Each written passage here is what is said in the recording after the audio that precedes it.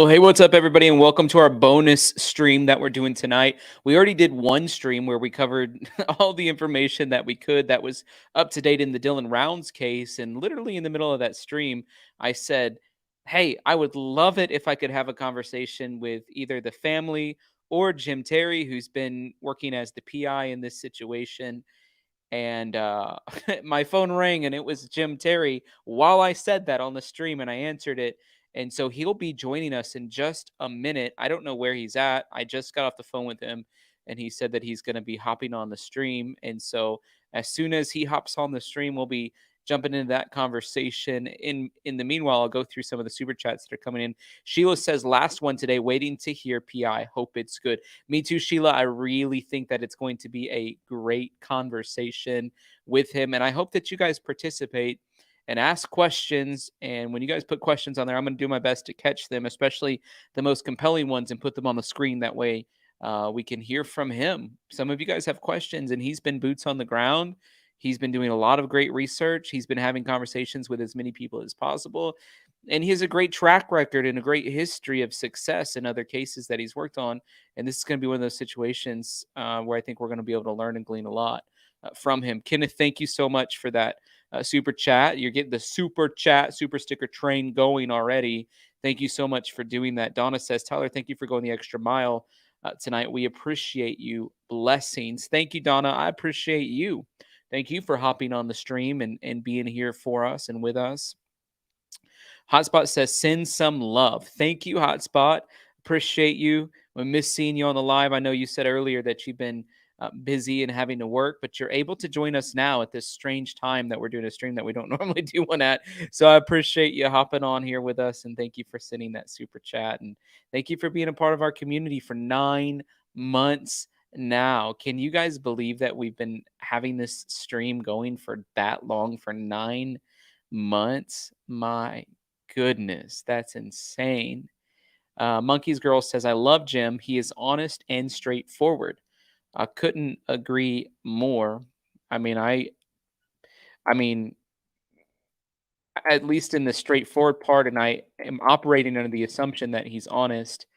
But I do think he's compelling, and he shares some information that I want to hear from. And I enjoyed hearing the conversations that I've seen him do on other channels. So I'm glad to be able to be a part of that again. Kathy says, thanks for the late night stream, Tyler. You know what? I used to be like the world's largest night owl. I pretty much am a night owl still, but I've been going to bed early. I can't tell you the reason why. I've been going to bed early, and not tonight. Your boy ain't going to bed early tonight because we got an exciting stream ahead of us. And I know some of you guys, especially those of you that live on the West Coast, you're like, this is right in your zone. This is better timing for you. So I'm so glad that you're here. Heidi Joy, thank you so much for that super sticker. I bless you. I honor you. Thank you so much for sending that along. Again, as soon as Jim Terry pops up on, we'll definitely be going live. And well, we are live, but I'll be adding him into the conversation. And one of the things that he said he thinks would be really compelling for us to do, which I agree, I think it's going to be a good conversation, is to go through some of that interview that both of the parents did together and then unpack it and hear his perspective. He said, because there's some things that were being said on there in the parent interview that does need to at least be heard from another side. AZ Native says, I can't wait for this. AZ Native, it's good to see you. I'm excited about it as well. And I'm so glad that you're here with us on the stream tonight. All right. What are you guys anticipating tonight? I said, who's excited about this stream? And 91% of you said yes. So, and then go ahead, if you guys have any questions on the front end that you're like, this has to be answered by the end of the stream, let me know what that might be down in the chat section. Melissa, I see you. Thank you for joining the Feller fam. We're so glad to have you. And Jim's on here now. Hey, Jim, what's up, man? How are you, my friend? I'm doing well. You know, earlier today, whenever I got that phone call from you, I had literally said on my stream, I said, I wish I could either talk to Jim or the family or both about what's going on, because all I'm able to do is process information that's being shown either through other YouTube streams or on the news and try to make sense of it. And I don't know about you, but you could probably sympathize with how those of us on the outside are feeling. But my goodness, there's a lot of it that just isn't adding up. And you've been boots on the ground, and that's super helpful and impactful. So thank you for joining us. Thank you for shedding light on this case. And just as a little bit of a preface and a background, I searched your name, and you've had some massive successes in some other cases. And I think that's something that I think people would like to hear from you. If you can just share a little bit about your background, how long you've been doing this, why you got into it, and then some of those successes, because I think that's going to allow people to maybe put their guard down a little bit. And I want to give you that opportunity. Well, I appreciate the kind words. You almost make it sound like I've actually accomplished something. First of all, I have no law enforcement background whatsoever. I have no military background whatsoever. And I could give a rat's left behind about true crime. I'm not a true crime fan. I don't watch Investigation Discovery, 48 Hours. I don't even watch Ozark. I don't watch any of that stuff. To me, this is. I ain't even got Netflix. Yeah. So, I mean, I just, my background, excuse me, is actually professional football. I am now currently the longest running arena football player in the country. Many Wow. people don't know what that is. We play the offset of the National Football League. And even at the advanced age of 45, I'm a place kicker. And that's what my profession has been for the last 2 decades. So it's not like I'm a school teacher. I work at Subway and I into true crime, and I became a private investigator. About 6-7 years ago, some of my buddies were bounty hunters. They were skip tracers, and they said that I thought I'd be pretty good at this. I don't look like it here, but I'm about 6'3", 230, and I have the ability to carry a handgun. A lot of these guys were going to Mexico and New Mexico, dog the bounty hunter stuff. It just didn't appeal to me, but I looked into the private investigating thing, and I opened up a very unique business. I went and got my education in the state of Florida, so I had to go to school for this. Went back to college, actually, with my mom. I got the certificate in Florida, but when I got the certificate in Florida, they didn't tell you that in the state of Florida, you had to understudy somebody for 2 years. Well, I'm making over 6 figures a year playing arena football. I wasn't going to spend the next 2 years and 40 hours a week working for free to be a PI out of the state of Florida. That is my cell number and my business number right there. It's a Florida number, but my business is based out of Biloxi, Mississippi. Currently, there are 6 states in the country in which you only need a business license to be a licensed private investigator. So I took the education, and instead of waiting 2 years, just opened up the business with the education right away in the state of Mississippi. So those states are Mississippi, Idaho, South Dakota, Wyoming, Colorado, and Alaska. Right now, my friend, you could take that red hat and your YouTube channel, and you could become a private investigator in Mississippi with a business license. The difference between Florida and Mississippi: in Florida, there's 5,900 licensed private investigators. In the state of Mississippi, there's 38 of us. And the licensing is a business license. So I only do missing persons in recovery. I have a brother that's a production guy out in Los Angeles. He makes major motion pictures. He got me involved in a couple of celebrity cases, where the first one involved a professional wrestler named Jake the Snake Roberts. Anybody follows him. So I kind of got a niche into doing celebrity cases. All I do is missing persons in recovery. And what that means is I specialize in 3 different types of missing persons cases. Like I said, it's just me, and it's a special niche market. I don't do cheating housewives, bodyguard work, roster serving. I look for people of minority. I went to and graduated from Clark Atlanta University. I was the only white student out of 17,000. It's called an HBCU. It's where I played my college football. So I got into minority missing persons cases. When a Puerto Rican girl or a black kid goes missing, it's a totally different missing persons case than when Gabby Petito could be. Exactly. You're exactly right. That was a big point of conversation during that case. Well, and it also has a lot to do with how the family reacts to the missing persons. I could defend Gabby Petito's family all day, but I know the other side. If you're a 5'9", 230-pound Puerto Rican woman who's 24 years old, you are not going to get the press that an incredibly good-looking 22-year-old blonde from Ohio State is going to get. People like to see good-looking people go missing, especially good-looking white people. It's the same reason guys will stop and help Cindy Crawford on the side of the road with a flat tire, and not me. The second thing I do is people that go missing with a vehicle. If somebody goes missing with a car, I am your guy. And the third is celebrity missing persons in recovery. So if Tom Brady lost a Super Bowl ring, or if Nicolas Cage, it's a real interesting case, lost $1 million comic book, Yeah. I'm your guy there too. And it has weaved into a lot of different cases. And it led us to Dylan Rounds in 7 years. And I don't mean this braggadocious, but I have a special type of business. I have never Yeah. not found or been Yeah. involved in the case the person was found. Right. Never once. I do not charge an hourly wage, which is unheard of. I charge a one-time lump sum fee at the beginning, and that's very important with the Dylan Rounds case that you're getting ready to talk about, and that's it. If it takes me a year, 5 years, 2 years, that's it. I work one case at a time. That's why my success rate is what it is. A cop could have 250 cases on his desk. I'm working on Dylan Rounds. I've been paid up front, and I'm not trying to drag the family out to make more ends, and that's Yeah. what we're at here. And you attack it like a bulldog with a lot of tenacity. You have to. Yeah. I don't trust a private investigator in a suit. I don't trust a private investigator that's been a cop. And I'm going to tell you why. They're looking for a crime. Yeah. What people don't realize, my friend, and I don't mean to be long-winded, but there's a lot to get out here, is that a missing person, how old of a guy are you? Can I ask? No, I'm keep it secret from people. I can't tell if I'm you're young. I can't tell if you're 22 or 35, but let's say you're over the age of 18. Okay. You're over the age of 18 and you decide to get up one day and go live with another woman or go live with another guy or join the circus. There might be people that miss you. Your viewers might miss you, but it's not a crime. Everybody watches television and thinks if a person goes missing, it's a crime. Now, if a 4-year-old goes missing, which are cases I don't touch, I don't do children cases. Yeah. I've been called to do, is it Summer Wells? Yeah. Okay. I have been called countless times to touch that case. I won't do it. I don't do children cases or people that leave the country. Yeah. And so if a 4-year-old goes missing, there's a good chance she didn't get up and move to Kansas City. Right. So that could be a crime or is looked at differently than a 16-year-old girl with daddy issues who wanted to go be with her 21-year-old boyfriend in Seattle. This is not a crime, or it wasn't when I was a hold of it. So it's why law enforcement doesn't jump on these things, and kind of what makes it a little bit confusing for people that watch TV and think, Steve's missing, he's 23, let's go find him. No, I find people every day that didn't want to be found, and they wanted to ditch their family or their children. Right. It happens every day.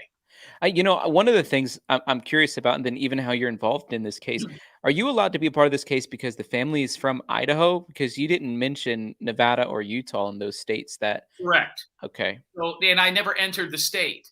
So, for example, one of my big cases, one of my staple cases, one of the flagship cases I had was a Puerto Rican girl named Gloria Alvarado, not a licensed private investigator in Michigan, and I never left my couch in Mississippi and got her to be returned to the detective. Now, they fired the detective the next day. Crime Stoppers didn't pay me. I can't tell you how many times Crime Stoppers has owed me money. They won't pay me. But I solved that. Now, some people were like, well, wait a second. You're not a licensed PI in Michigan. I didn't open up a business in Michigan. I never entered the state. I'm allowed to make calls. There's aspects of this that were in Idaho. The family is from Idaho, which gave me reciprocity to look at this and make phone calls in Utah and Nevada. So an assumption that I have about this case is because it is kind of right on the border of Nevada and Utah, it's almost like you're playing hot potato with the case, and neither state wants it. Neither county sheriff's office really wants to dive deep into it. And they keep deflecting back and forth to each other. Like, no, it's yours. No, it's yours. His last ping was in your state. Well, he was last seen in your state. And that's really frustrating. And it sounds like they just keep dropping the ball. And I'm not one to talk negatively about law enforcement ever, because I respect what they do. But it does seem like in this situation that they're not attacking it with the same level of tenacity that you have. For example. Well, that I did. The family no longer wants to work with me because of what I uncovered. Are you aware of that? I'm aware of that, and I do want to talk about that. And I got the video pulled up. Well, let me interject here real quick. And that's Dylan Rounds there. By the way, there's a kid missing 20 miles away, 30 miles away named Aiden Klum. They look like twins. His family retained me as well. It was the only time I've ever worked 2 cases at one time. Both families will not work with me now because of what I found. Both boys have not had one needle pushed on the bar since the families. I don't want to say they fired me because I was paid in full, like I told you. But there's a boy named Aiden Klum for all your listeners out there. You go ahead and look him up. He's virtually gotten no press. He's out of California. But yeah, I was retained by the grandparents of Dylan Rounds and the aunt of Dylan Rounds. What's important to remember is that they hired me because they were sick of the mother. This is a very jarbled up, estranged family, and they do have a Mormon background, which is the Church of the Latter-day Saints. I'm Catholic. I've learned a lot about Mormons over the last couple of weeks. That plays very big into why they did what they did to me. Okay. And I am not bound by any HIPAA law or any sort of an attorney-client privilege. I can talk about whatever I want when I want, which has also gotten people in trouble in this case. But so the cops, let me real quick be honest with you here. We're talking about an area, whether you're in Utah or Nevada, that is an absolute dump. This area is horrible. There's 220 people in the area that Dylan Rounds went missing. And that's between Montello and Lucin. Right. 74 of them are registered sex offenders. Wow. That means if you go into that town, and those are the known ones, if you go into that town, every other person you see is a pedophile. Yeah. Think about and then probably the rest are children. So basically every adult. Well, and this kid looks 13 years old and he's 19, but when he was there, he was 16, 17. See, he was there when he was a minor. Yeah. And that plays a big part into this too. But if you're a police officer in that area, and I've had people say, I won't come forward with information I know. I'll tell the private investigator. I won't tell the cops. It takes the cops 2 hours to get to me. If I rat somebody out, they're 50 miles away. So you're a police officer in one of the biggest rat holes in the country. I didn't even know people live like this in the United States. And you're out there making $31,000 to $32,000 a year. You really think you're getting the cream of the crop in law enforcement? Right. The sheriff is making $46,000 a year. I can make more at Denny's being a shift manager. Why would you want to deal with meth heads? Then you've got a good area where they push all the crap to one area. Let them sit out there and kill each other, smoke dope all day, kill each other on drug deals. What do we care? As long as they don't come over here, they're not even, they're all pedophiles. So what you've got is a lot of police that never wanted to deal with any of the stuff there because it was far enough away they didn't have to. They're defunded. See, a lot of people, and I'm not on the right or on the left, and I'm going to tell you right now, you defund the cops, you take police away, missing persons cases, especially teenagers, is the last thing they're worrying about. So they're not going to go look for your 16-year-old kid that disappeared, even if she might have been abducted, because they don't have the amount of people and they're looking for a crime, not a missing person. So that area, you're not going to get the cream of the crop as if you were in Columbus, Ohio, or Miami. Yeah. I mean, I totally understand that. One thing from my perspective, just hearing what you're saying, understanding some of the background there, is there like a cartel influence there, MS-13 influence, gang influence? Where's the drugs coming from? Who's pushing them? Are there local people cooking it, and then every once in a while they're dying from cooking? Like, what's the story there? Where's it coming from? It's all white trash. Yeah. It's all white trash. I wish I had something sexier for you, and there's guys from Mexico over the border with huge tattoos. Now, I think the drugs that are coming from across that border. That border's wide open. I've been down there. I've seen New Mexico, Arizona, Texas. I don't care what anybody tells you. I don't care what station you watch. Those drugs are pouring in. And the missing persons and the kids that are going missing because of it, let me put it to you this way. Before the pandemic, I got a call or two, maybe every other week. Will you take this case? Will you do this? My business has jumped to almost 1,800% since the pandemic. Kids were sick of their parents. They're meeting guys online. They're stuck. They're not in school. They're dropping out of school. They're running away. People are getting sick of their families. The mental illness is across the board. A lot of these kids are on medicine. Aiden Klum, it's very well known. He was on a lot of antidepressants. His family didn't even know it. We found that out. He disappeared over there near this kid. There's just a whole lot of bad stuff going on. Paranoia, people with mental illness think that the government's after them, and they're disappearing. This area is primarily white trash that go there and they get on what's called BLM land, which I only knew stood for Black Lives Matter. Has nothing to do with it. It's open government land where you and I could go take an RV, stick it out there, and nobody's allowed to tell us to move, and we don't have to pay crap for being there. Like dispersed camping, basically. Basically, you see a lot of these van lifers doing it. It looks glamorous. Yeah, go hang around there for the next 30 days if you're a young kid. See how that works out.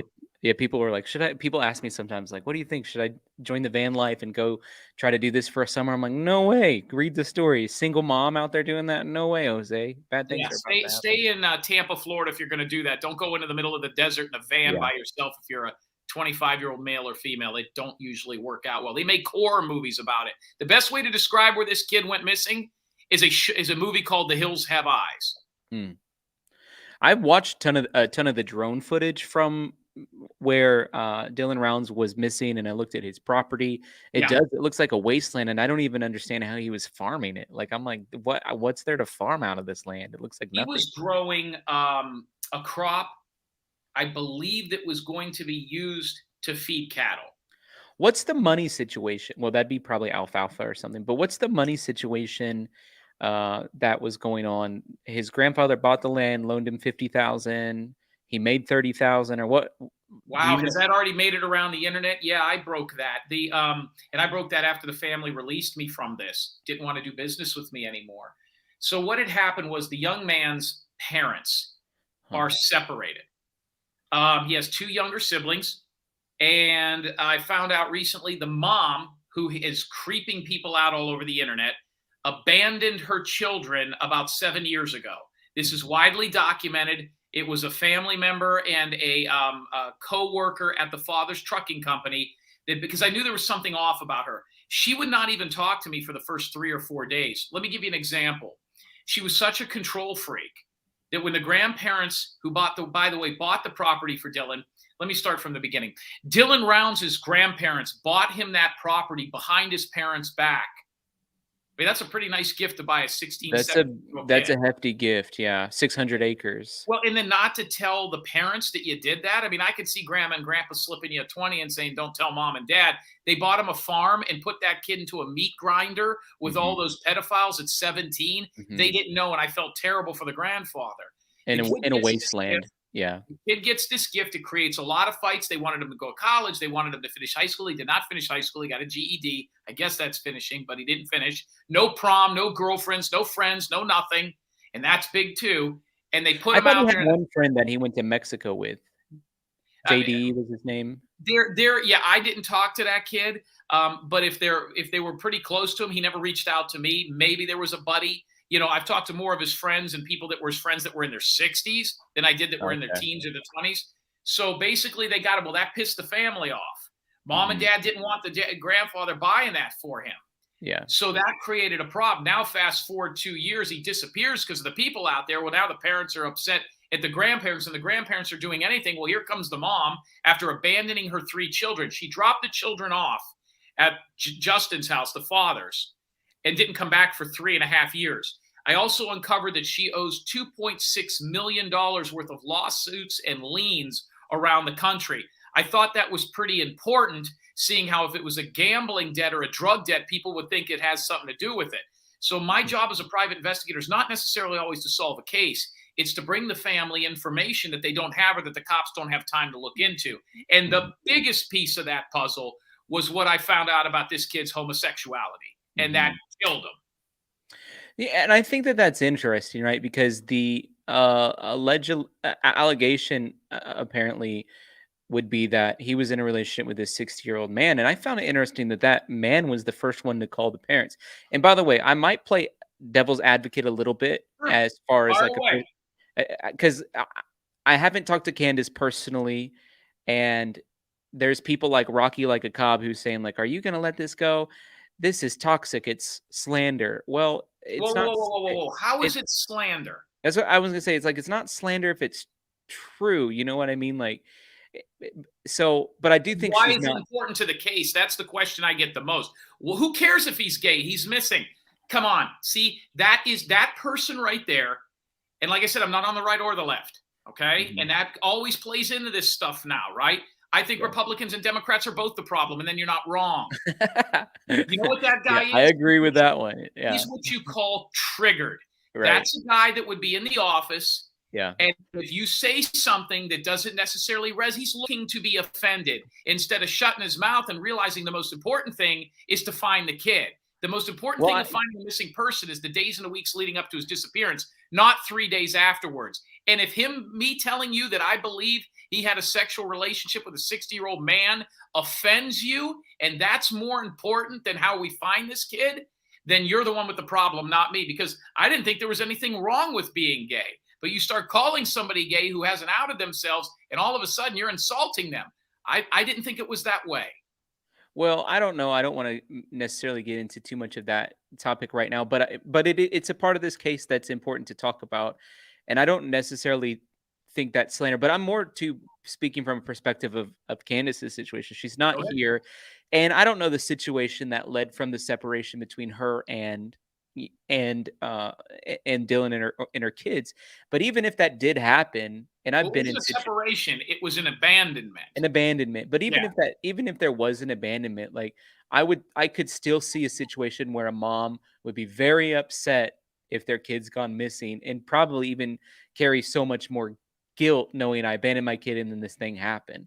Was it the maternal grandparents who bought the farm? Maternal. That's mom's side. Mom's Paternal. side, yeah. Father's. Oh, so the father's side bought the It's the farm. father's side. Yes, it's the Rounds family. The mom's last name is Cooley. Mhm. And she is pretty much. Here's why I say what I say. When the family hired me, I said, "Good. First, I was told to call the parents. Before this thing got as big as it is now, I called both parents. A media outlet put me with them. I had a case up in that neck of the woods with a boy named Anthony Smith, and I rescued him from a militia group in Bad Axe, Michigan. Didn't Mhm. get much press, but I got him out of there. Mhm. A media outlet called and said, will you help these parents, at least give them a nickel's worth of free advice? I said, sure. Called the mom up. She hung up on me. Called the dad. He talked to me for 5 minutes. And I said, hey, by the way, FaceTime his phone. If it rings, it might be on Wi-Fi. He could purposely have left. He hung up on me and never called me again. The media outlet called me back the next day. They said, how did it go? You going to help him? So they hung up on me. He said, what? Let me call the grandparents and the aunt. Finally, the aunt got a hold of me, which would be Justin Rounds' sister. Uh-huh. And she worked with me for 3 or 4 days, and the entire time threw the mother under the bus. I says, why can't I talk to the parents? No. We don't even want, in fact, for the first 4 days I was retained and hired, they weren't even, they were telling the mother stuff that I was finding out, which I saw her talking about on the news. And she wasn't allowed to know that there was a private investigator because they didn't want her to feel like they were taking the ball from her. It was the most bizarre thing I had ever seen. So I've had the curtain pulled back and seen a little bit more. They threw her under the bus. Once they finally went to her and said, hey, by the way, the information we've been getting from is this loudmouth, fast-talking PA or PI, and I was in PA at the time. You might want to talk to him. She got on the phone with me. The first thing she did when she got on the phone was threw the father under the bus. He choked me. He beat me up. He punched me. He did this. Then and I says, why would anybody hurt this sweet little kid? She goes, you don't know my son. He's an elitist. If my son has a better truck than you, he's going to say it. If his crops are better, he's going to say it. Well, you put that kid out there where people have nothing. They don't even have running water. He looks like Donald Trump walking around out there with $100,000 in his back pocket. He's got a bullseye on his chest. So they all threw each other under the bus for the first 3 days as I'm trying to uncover this. And that's where it started to get a little weird. So, yes, that's great. And I appreciate you folks that are in the chat section and a part of this conversation. If you get angry by anything, I just say, hold your horses.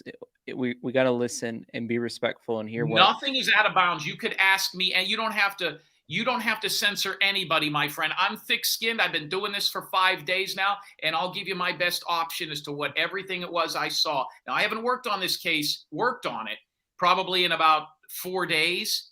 But I'll tell you everything I found out leading up to it. The most telltale sign when you listen to me talk here, and then I'll tone it down a little bit, is the family has absolutely nothing. Nothing. 3 weeks, they have zero.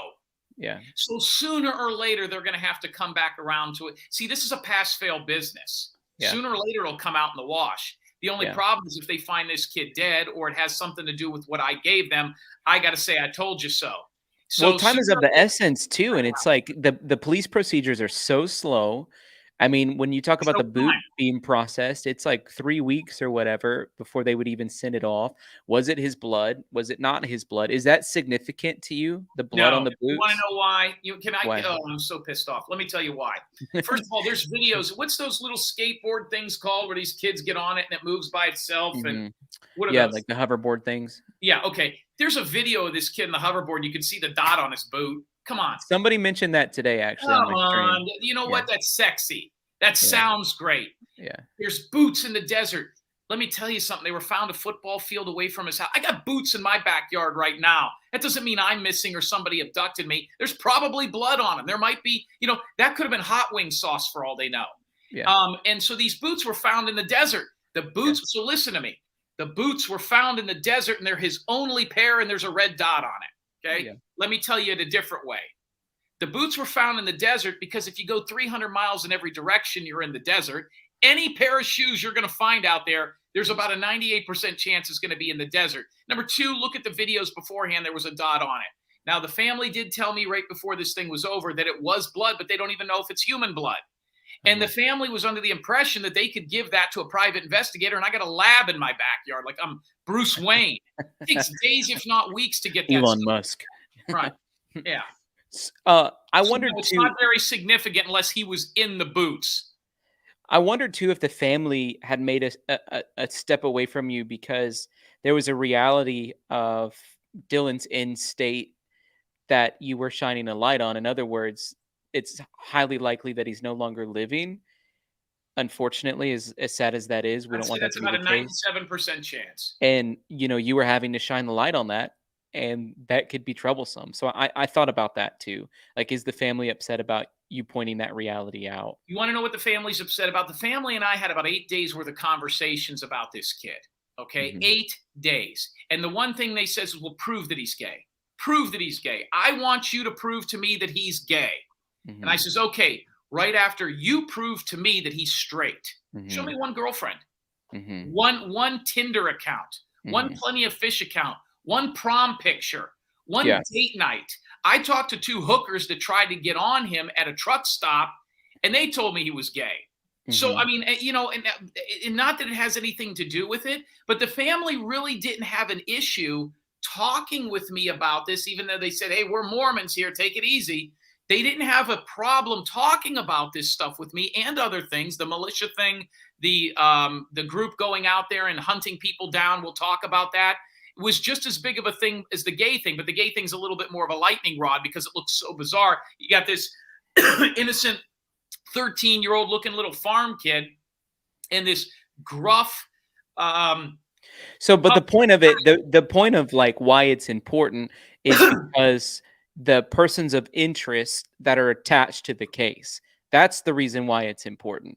Well, no, So let me tell you what's important. If Gabby Petito, the first person you looked at when she disappeared, was who? it's who's closest. It's the last person that was with It's her. their boyfriend or their It's their girlfriend or their spouse. husband It's or their their wife. partner. Yeah. Right, their partner. Well, this was his partner. Deal with it. Yeah. But see, they didn't have a problem the first 6 to 8 days. We all talked about this behind closed doors. They were accepting it, even the father. Where it got crazy is when they wouldn't do what I needed them to do to work this together to cross it off. I even said, if I'm wrong, I'll refund your money and I'll leave. Yeah. It wasn't until I went public with it, they got rid of me, Mm. paid in full. Unbelievable. Never Well, had that happen. I found it interesting that whenever I'm looking at the timeline that the family had made available, it basically said that Kurt was the one who called the family to have a conversation. Family received a phone call from a citizen of Montella, Kurt, who used to work for Dylan, that Dylan was being held in a specific location by Chase and another gentleman in Montello. They Yeah. sent out 6 deputies, but he was not there, and they searched the entire property, according to a Nancy Grace interview on June 13th. Oh, Nancy Grace has covered this? Yes. Interesting. I spoke with Chase. I spoke with Chase's son. I spoke with Chase's parents, and I spoke with his brother and his sister-in-law. Chase Venstra is extremely interesting. The picture Mhm. that they've got of Chase Venstra is this 250-pound ogre-looking beast with a beard. He looks Mhm. nothing like that now. Nothing like that. Picture is so scary, it's unbelievable. And when I talked to him, he didn't look like that. The family put out a $5,000 reward for him based on Kurt Wadsworth's assumption or story. Okay. Mhm. So when I chased down Chase Venstra and I got him on the phone through his brother, I called his brother and his Mhm. sister-in-law. And I says, get me your parents. Now, Chase Venstra's mom is a retired school teacher and substitute school teacher. His dad owns a business. His Mhm. brother's got a great job. His sister's-in-law's got a great job. They are a phenomenal family. He's the black sheep. He's the garbage. And he even Mhm. admitted to me he was. So when I got him on the phone and I tracked down that he was at a Little Caesars Pizza right around the time they're saying this kid went missing, I thought he was innocent. And I Mhm. knew he had warrants out for his arrest. I knew his history of torturing animals and doing stuff like that. I knew he wasn't a good guy, but I don't deal with any good guys in this business except now you. But bottom line is that I got him on the phone, and this is where it starts. And I says, Chase, do this, talk to me. He called me, he says, listen, I said, Chase, I want to get you out of this. Yeah. Let me get you out of this. Then we go to the next person. They think a private investigator just jumps on this. This is like calling a plumber to your house. Yeah. And when the plumber comes to the house, he starts working on all the pipes at one time. You work at one pipe at a time until it's fixed. So then what I did was I went to Chase and I says, let me get you out of this. I says, Chase, what's going on here? And he said, well, he says, this all started when I caught Kurt and Chase being gay. And I said, wait, what? And he says, yeah, they're a couple. I go, how old is that guy? I wasn't shocked he was gay. I was shocked as the guy that he picked to be gay with because of the age. I was more of an age discrimination than anything else. I was shocked. And I says, well, he goes, and I hate Kurt Wadsworth. We hate each other.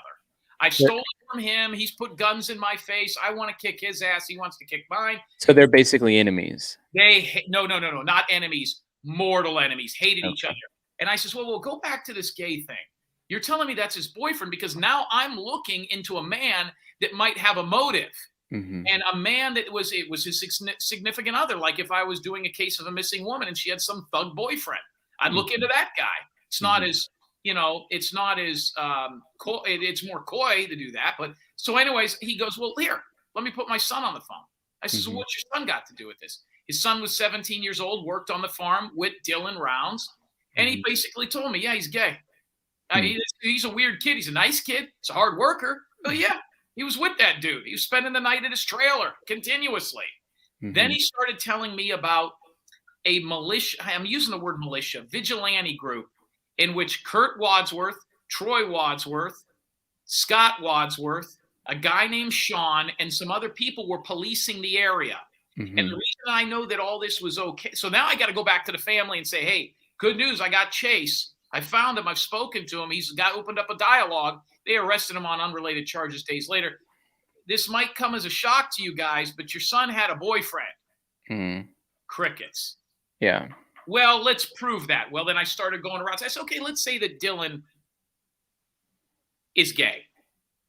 Let me prove that Kurt isn't. And that was even harder. Yeah.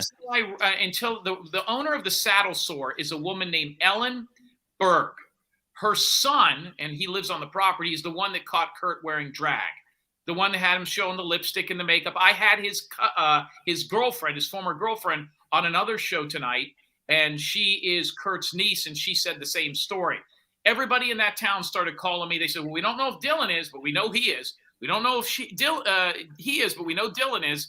And that's why he was staying over his house, and the parents couldn't understand why his house was so disheveled. He never spent any time at home. He went to the bar, Kurt's house, and spent time with those guys. Is Kurt the one that had like locked up girls in the past? There's three brothers to remember. There's Kurt. He's the lowest on the totem pole and the most mild, but he's the boyfriend. The next guy up would be Troy. Troy has kidnapped people. He's got a nasty criminal background. He's the guy that looks real scary with the wild hair. He almost looks like the comedian Gallagher if Gallagher did steroids. The third guy is by far one of the worst people I've ever seen or dealt with. And his name is Scott Wadsworth. Now, the kidnapped women, how did you hear about that?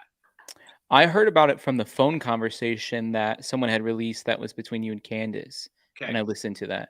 That's a true story. And here's how that came to me. A social worker and a nurse who was investigating an elderly abuse case in that area. When she went to the elderly abuse case to that area, which, by the way, the guy and his name's been released is a convicted pedophile, all he was talking about when they went there to check on his well-being was Jim Terry, the private investigators, onto something because those Wadsworth boys kidnapped 3 girls, and Scott Wadsworth had them in a storage shed, and he was poking holes in their water. So the girl who knew nothing about Chase Venstra, the nurse social worker who knew nothing about me or this case at all, who didn't even want to be around this guy but had to because it's her job through the state, said, wait a second, this guy's not BSing. And the reason I know he's telling the truth is because I was the one that helped these 3 girls. This is related. She called me. She could lose her license and what she went to college for if I put her name out there in a heartbeat. One of the girls escaped, got to a not a post office box. Got to a, what is that called? Not a post office. Got to a post office. And the cops were called. They would not testify against him So what he did was he captured his girlfriend. He had her in the storage shed, then used her to get a mother and a daughter to come, and then kept all three of them for 4 months. Oh So my that story is goodness. unequivocally true. And it was right around that time the family said, "That's it." It is the Wadsworth family like a powerful, influential family out of these 200 people? What do you mean by powerful? Like, do they have the ability to sway either the courts or law enforcement No. to I've dealt with those types of families. You know what I mean? People that own like major car dealerships in Dallas, or Yeah, yeah, yeah, yeah. you know, the what they are is they are in a town of, I mean, partners. How many people are in your chat room, or how many people are listening to you right now? 718. Okay, that's almost 3 times as many that's in that town.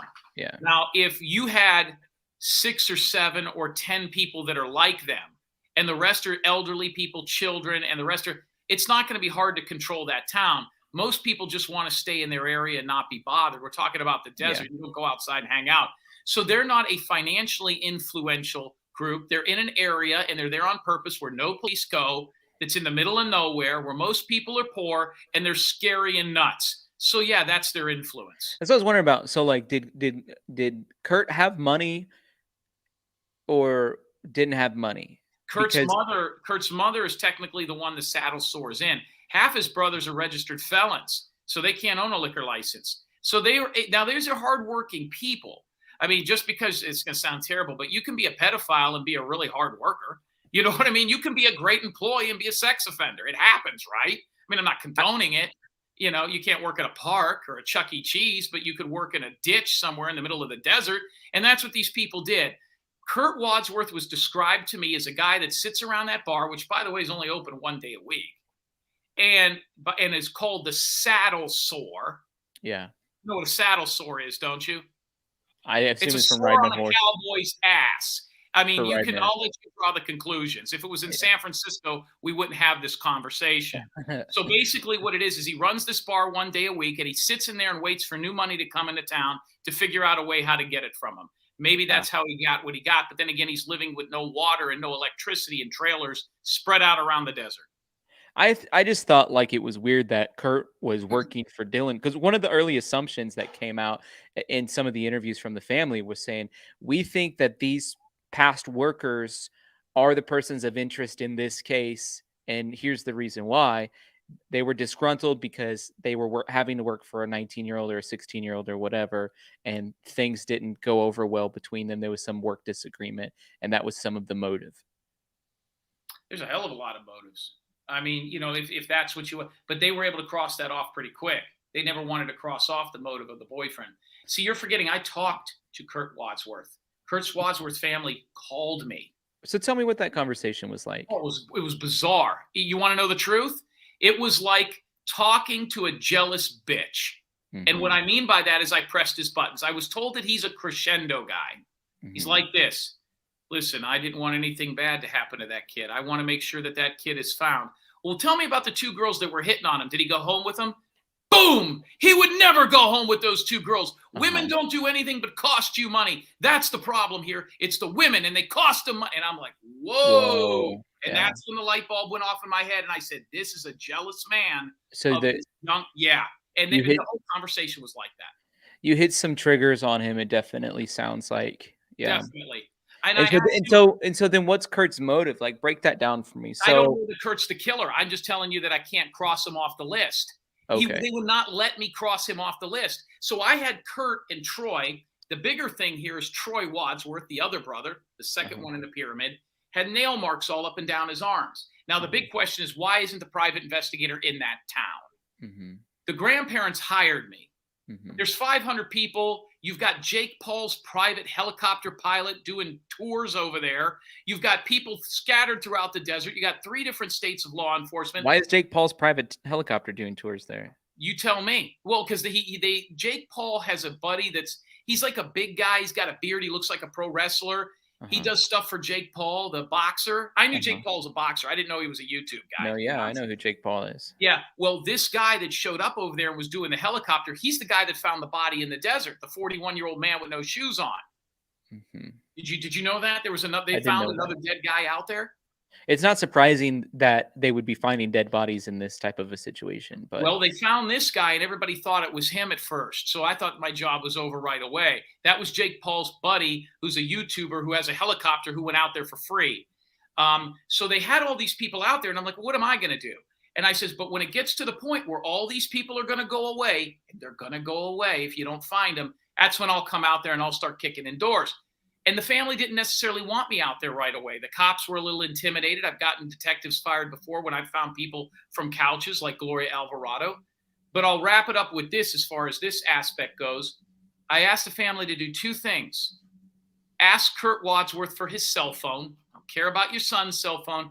Ask Kurt for it. These are people that were hanging around with Kurt on a daily basis when Dylan was missing. And the father said, no, I don't want to do that. I want him to think I'm his friend. I says, ask to see his cell phone and the text messages between him and his brothers and all that. Put the body here. Hey, did you hear what? Because if nothing else, you'll see if he has it. If he does not give you his phone, he has something to hide. If you get his phone and a boatload of stuff is deleted, he has something to hide. It would be interesting to see him refuse to give you his phone, like somebody would do with a girlfriend you think is cheating. The family wouldn't do that because they didn't want to ruffle his feathers. The other thing was the brother, Troy Wadsworth, had scratches. No, not scratches. Nail marks up and down one arm. It took almost 2 weeks for the cops to listen to me and for the parents to take a picture of that arm. They wouldn't do it. And they were next to him. So it wasn't like I was asking them to do. And then the family would say, well, we'll worry about the scratches on the arm later. Will you run this license plate? Will you look for these other two missing kids in the area? And now it's the mother and the father giving me directions, which you don't give a private investigator directions. You can give me possibilities. You can give me information. I run the investigation, not the mother who works at Costco and the dad that's the truck driver. You're like, I'm 100% in charge. Yeah. Yeah. Well, I'm the one with the college background in it. It only means go to your dentist and tell him how to do a cap on a tooth. Right. So now they're giving me stuff, and I'm going back to the grandparents, and the grandparents are like, no, Terry, we paid you. You're our guy. Keep on this. Well, then when I went public, all hell broke loose, and the mother could not wait to get rid of me because I wasn't letting her be in charge. That's what happened behind closed doors, and it all culminated with a voicemail that they released to a woman. And I don't care. There's no phone calls I've ever been on. I would care if anybody listened to. You can hear the way I talk, and I am really PG on your show. There's nothing I wouldn't say to somebody's face on a show or in the public that I wouldn't say behind closed doors. The only thing that irritated me a little bit is that woman didn't give me a chance to come on and talk about it, and that how the family did it. Like I said, the first 80 conversations we had about her son's lifestyle and how he was missing, there was never an issue.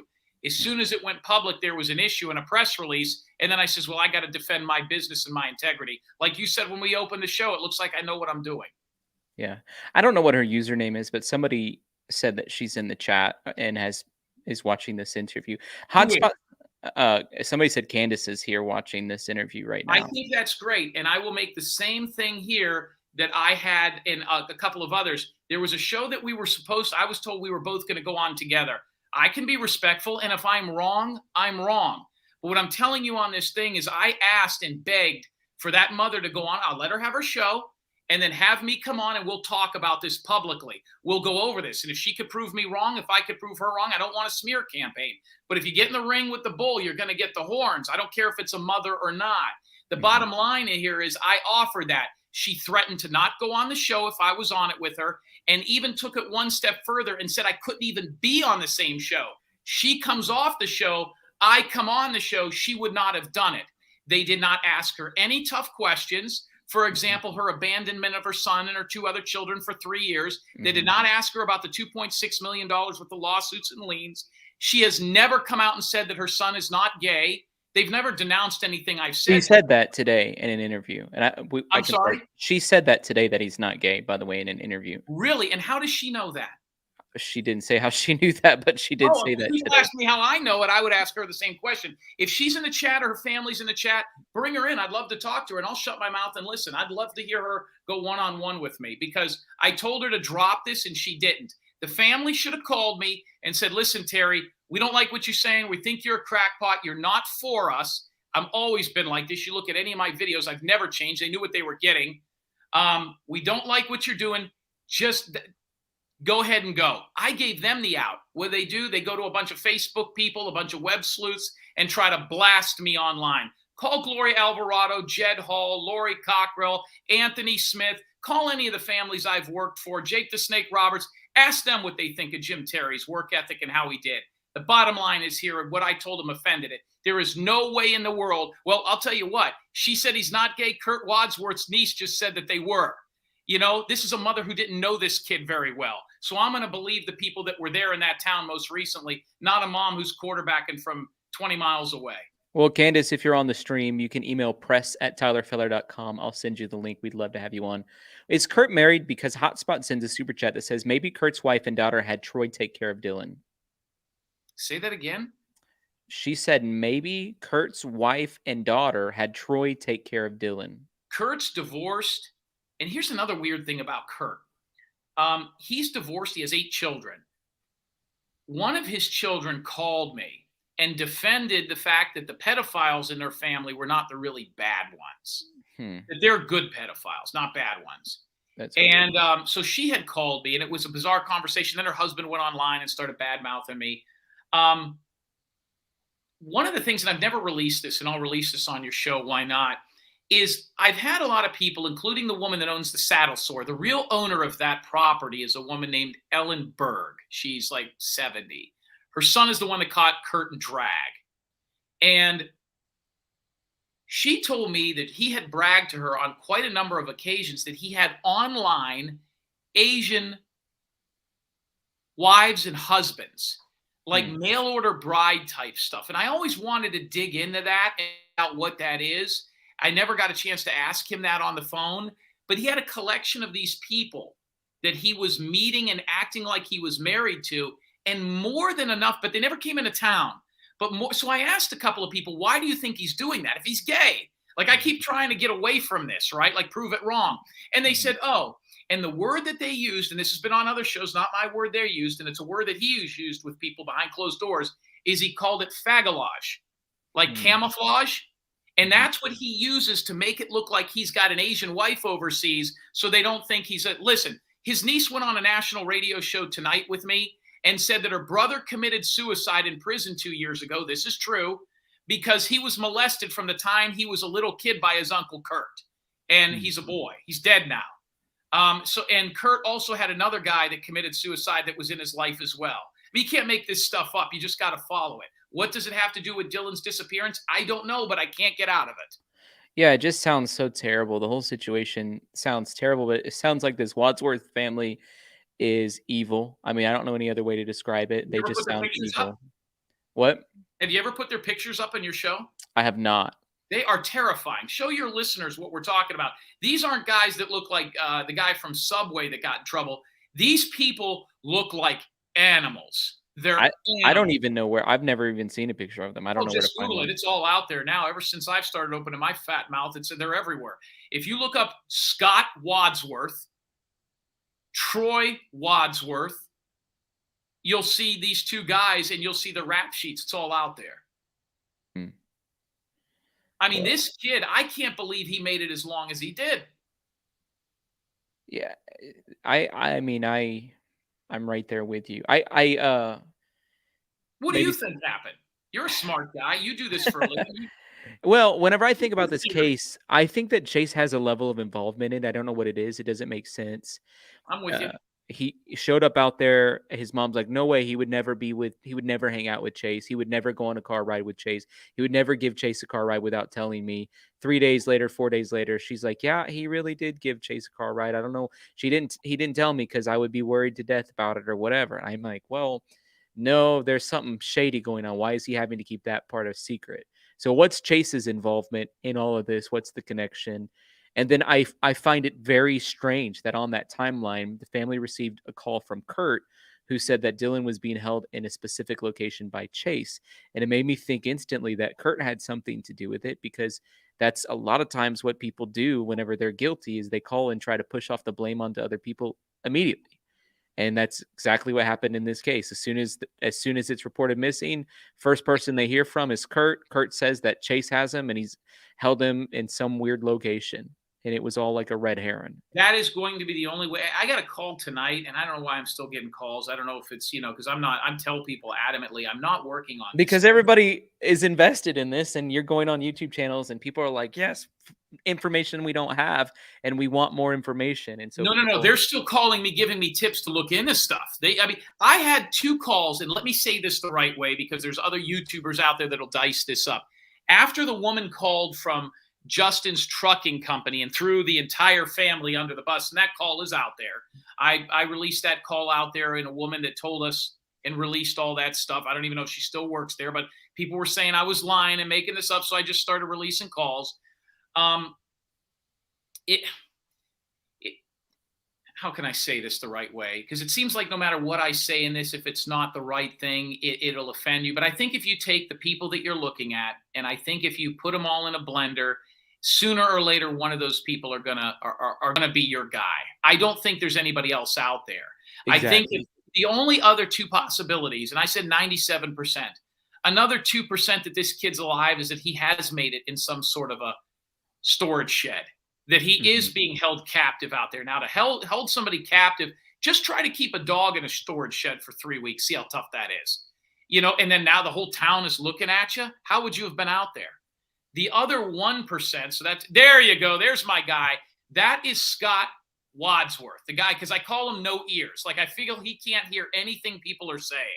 He's got another picture out there. That is the guy that had the 3 women held captive in a storage shed for 4 months and was poking holes in water for sexual favors. And if the mother tells you that's not true, it's because her husband and law enforcement is keeping a lot of stuff from her because they basically have said, let her go do her thing so we can do our thing.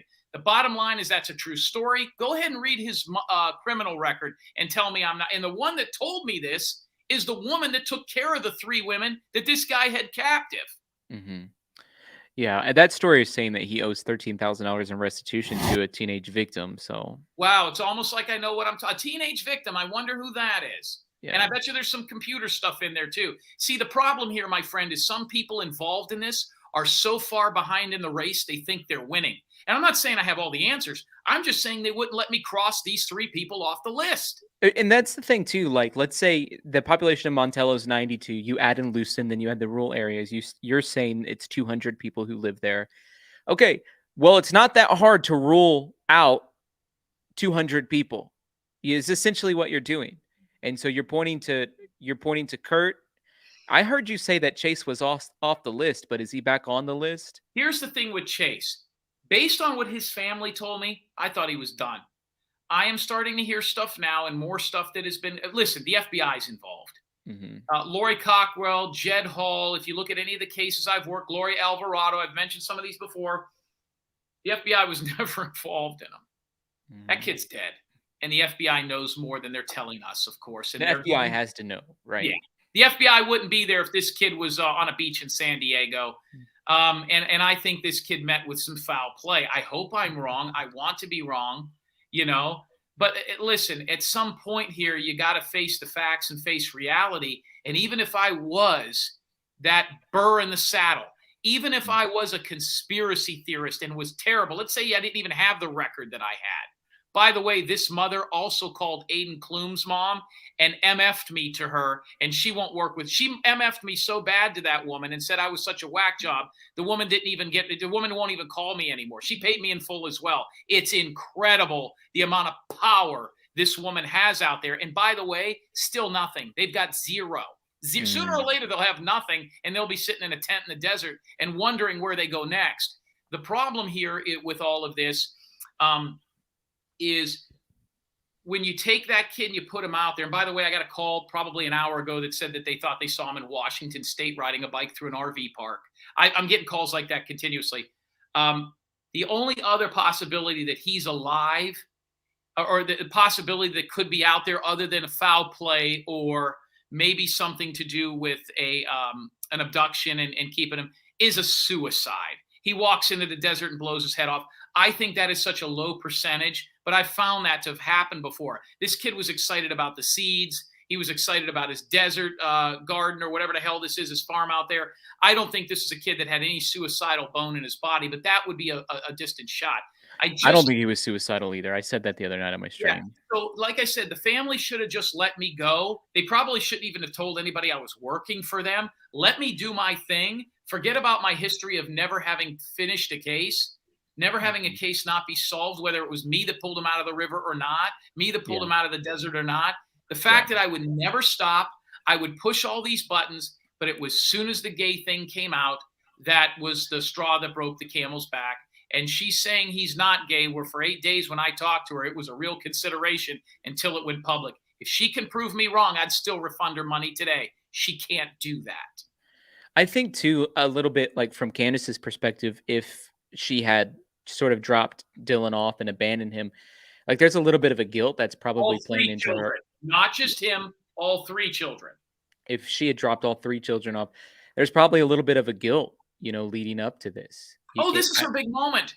I've had people close to her, people that were friends with her, and they say 3 things. And I don't want to get onto a bash and a grieving mom thing, but we'll do it, right? She did it to me. I don't want to do it. I don't want to bash a grieving mom. Well, here's what they said. She'll fight with everybody in town before this is over with, and everybody will turn against her. She's fought with the private investigator her former in-laws hired. That's me, but hey, listen, I'm a jackass. What do I know? She's already fought with law enforcement. She's on every news station out there crapping all over them. The townspeople have been on the internet, and I talked to a towns lady that I got on a radio show the other day. Her and her 2 family members took into a hotel for 2 weeks because the family search group went up to this 18-year-old autistic kid in the desert who lives on 300 acres and were brandishing firearms on 4-wheelers and said, "You don't live here. Everybody out here is a squatter. We want to search your property." His parents were gone. So she's already pissed off the entire city, the entire town, which I don't blame her for, but she's not doing it the right way. So now the people out there that have crops. I talked to a lady that has a bed and breakfast. She goes, "I can't get anybody out here to watch these." They call them sun tunnels. She goes, "I got a business out here. I just sunk $140,000 to, and this is now the next." What was the girl that went to Aruba and went missing? Natalie Holloway? Yeah, Natalie Holloway. Did anybody go to Aruba on senior break again after that for like a decade? No. So now we got people and businesses out there that are saying, "Oh my God, she's fought with the townspeople. She's fought with the police. She's fought with the FBI. She's fought with the private investigator. And she's fought with search and rescue people." It's just a matter of time before everybody's like, so she better hope the FBI finds her. And from what I'm understanding, the FBI is informing her husband of stuff that she's not aware of, which is to why they're there. And it might have something to do with some of these people, but it's been brought out on other media outlets. I'm not telling anything I uncovered. Yeah.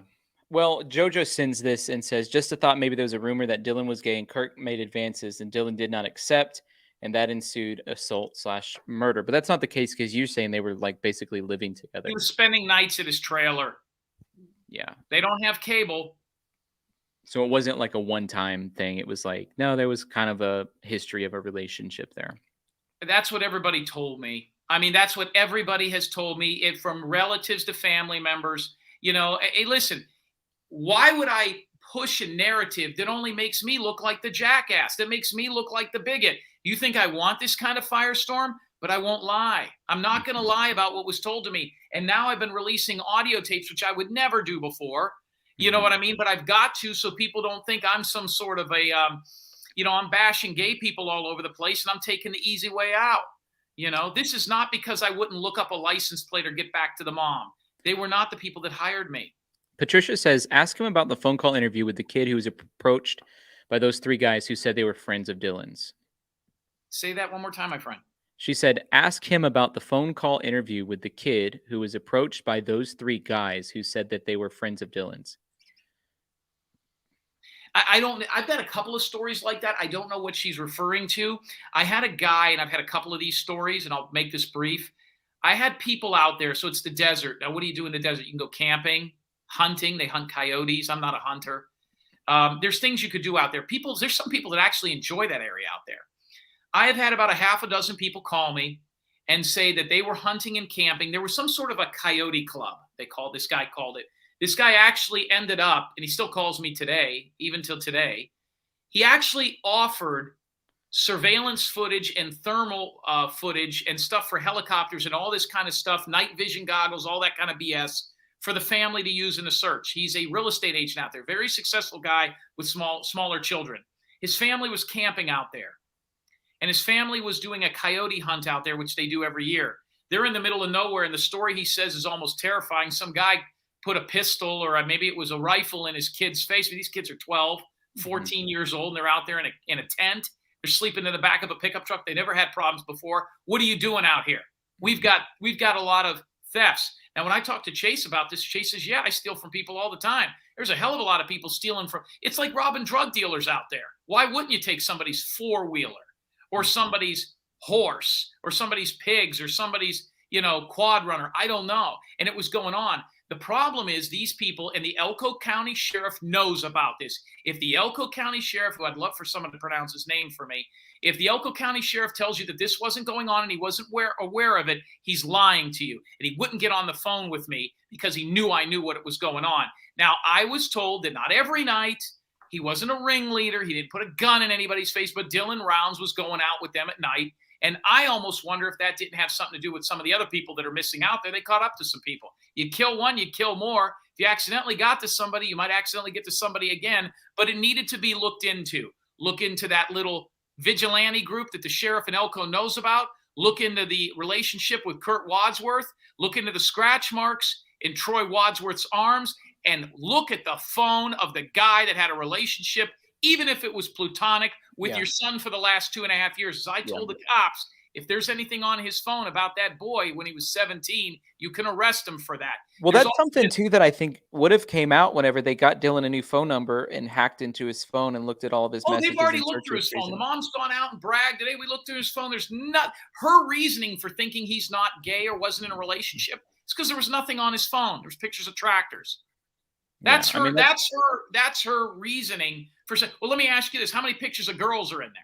So what I'm telling you is, I wanted those things to work with the family on those things and cross them out. If I was way off on those, refund the money and I'm gone. That's not how it ended up. I became the biggest bad guy. I should be in the shadows. I shouldn't be out here with some wild shirt on talking to every podcaster, trying to make sure that I'm not thrown out with the bathwater. And that's technically what happened here until I started playing audio tapes. And now it's divided into two camps. The most important thing is finding this young man. And in order to do that, you got to cross it off. And the most interesting thing the mom said in an interview the other day was, have you confronted Kurt about this? No. I'd be over with that guy in a chair with a pair of wire snips. He'd be especially talking. Since he's the first person to call. Like, that's another thing that I don't understand. Ask her. Yeah. Ask them. Yeah. I mean, exactly. I don't understand. I'm with you on that. What do you make of the truck being power washed? I was told there was only 2 power washes in the whole area. That's a mom theory. The mom was, elated with herself on the phone that there's mud in the wheel well, they're power washed. She could be right. So what? So what? What's that mean? The original thing that was said was that they were out there vigilanting and there was an accidental discharge. It winged this kid in the bed of the truck, and that's why they power washed. There's only 2 power washers out there. Kurt has one and Dylan has one. So what? The truck was power washed. But then I talked to 5 or 6 other people in that community. One of them went on a radio show, and he said, hey, listen, the rain came down so hard that it would power wash a truck. It looks like that. Now, I think the mom's onto something. I think that she might have something there, and I think the truck probably was power washed. What about it being in 4-wheel drive and the seat being moved up? I mean, how big's Dylan Rounds? What does the seat having been moved up mean? Well, she was saying that the seat moved up, like he's 5'11", and she always has to move his seat up. But when she got in it, that kid's that tall. That's what she said. Yeah, she's 4'11". Maybe he is. Maybe he's under 6 foot.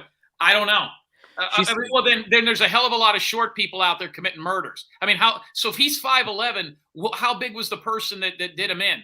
5'3"? Well, that's what I was like. Somebody had to be in the theory then, if that's the case, would be right that somebody murdered him and then someone short drove the truck back and parked it and power washed it and drove it in 4-wheel drive, even though 4-wheel drive didn't work. There is a guy out there now that you say it like that. And like I said, there's a lot of things. Hey, listen, I'm open-minded. I'm sitting here listening to this now thinking, maybe the mom's onto something. Maybe I am a jackass. But I'll tell you this much. There is a guy out there that people talk about. I'm going to try. I can't even say this politically correct, but I'll tell you how they describe him. One of the Wadsworths has a son that people are terrified. And I don't want to call him a special needs guy. He's not a special needs guy. Everybody out there said that he's got what they call retard strength, that this guy is a little bit screwed up. He's wild and he's terrifying, and nobody will police him because he has some sort of, and I think his name is Lionel or Lonnie or something like that. I've had people actually say, oh, I'm not afraid of Kurt. I'm afraid of this guy.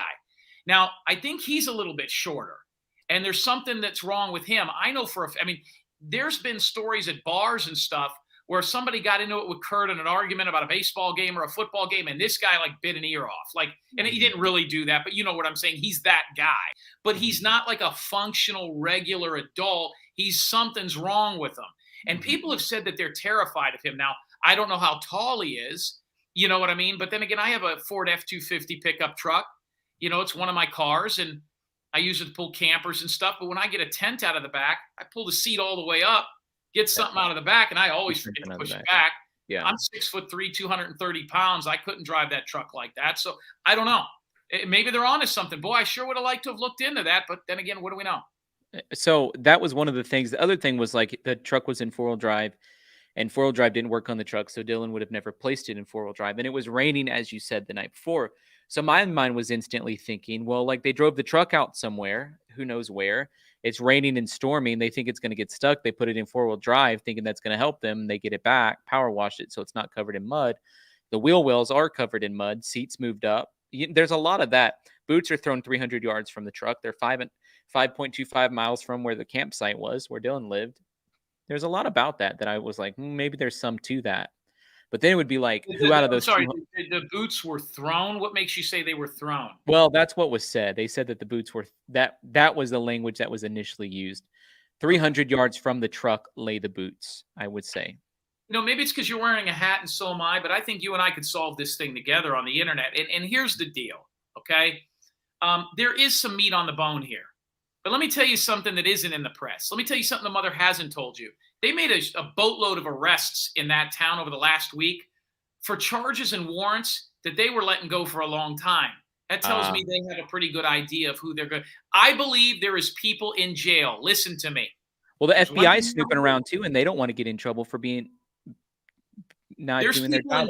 There's people in jail already that know what happened. Exactly. And that's why they arrested him on outstanding warrants for making a stalking phone call or whatever the hell's going on. And they've got him right where they want. The FBI is good, man. You know, I've not had to deal with the FBI more than maybe 3-4 times. And the most I ever dealt with it was with a kid in Idaho that went missing. His name was Anthony Smith. In Idaho, what's interesting is if you're under the age of 18 and you go missing, it's a crime. They charge the person once they find them. So it gives them more motivation to go missing. A lot of people don't know that. But in Michigan, 17-year-olds are legal adults. So when Anthony Smith went over to Bad Axe, Michigan, and was living with this militia group, a real militia group, they were going to overthrow the governor. It's about 2 years ago. Yeah. When I found him, he didn't have to come home because he was 17. He was in Michigan. They couldn't make him come home. So how did I get him to come home? I called the militia leader's mom and grandma and just kept harassing him until they dropped him off at a police station. He wasn't worth having in the militia anymore. But then he still didn't have to come home. You know, so there's a lot of ways to skin a cat. I think you start with the grimiest and the evilest first, and you cross them off the list, and that's where I was at when I was released. I guess the FBI has been taking evidence from the grain shed and from Dylan's campsite. Yeah. Yeah. So, I mean, they're onto it. I would say, like, from my perspective, FBI shows up and you're part of Box Elder or Elko County Sheriff's Department, and they're investigating all these crimes that haven't been prosecuted or held to the letter of the law. You're going to start arresting people. So that's part of it. And then the other part of it would be, you know, that they have an idea that some of these people know what's going on and maybe, hey, tell us what's going on. We'll release you from this charge.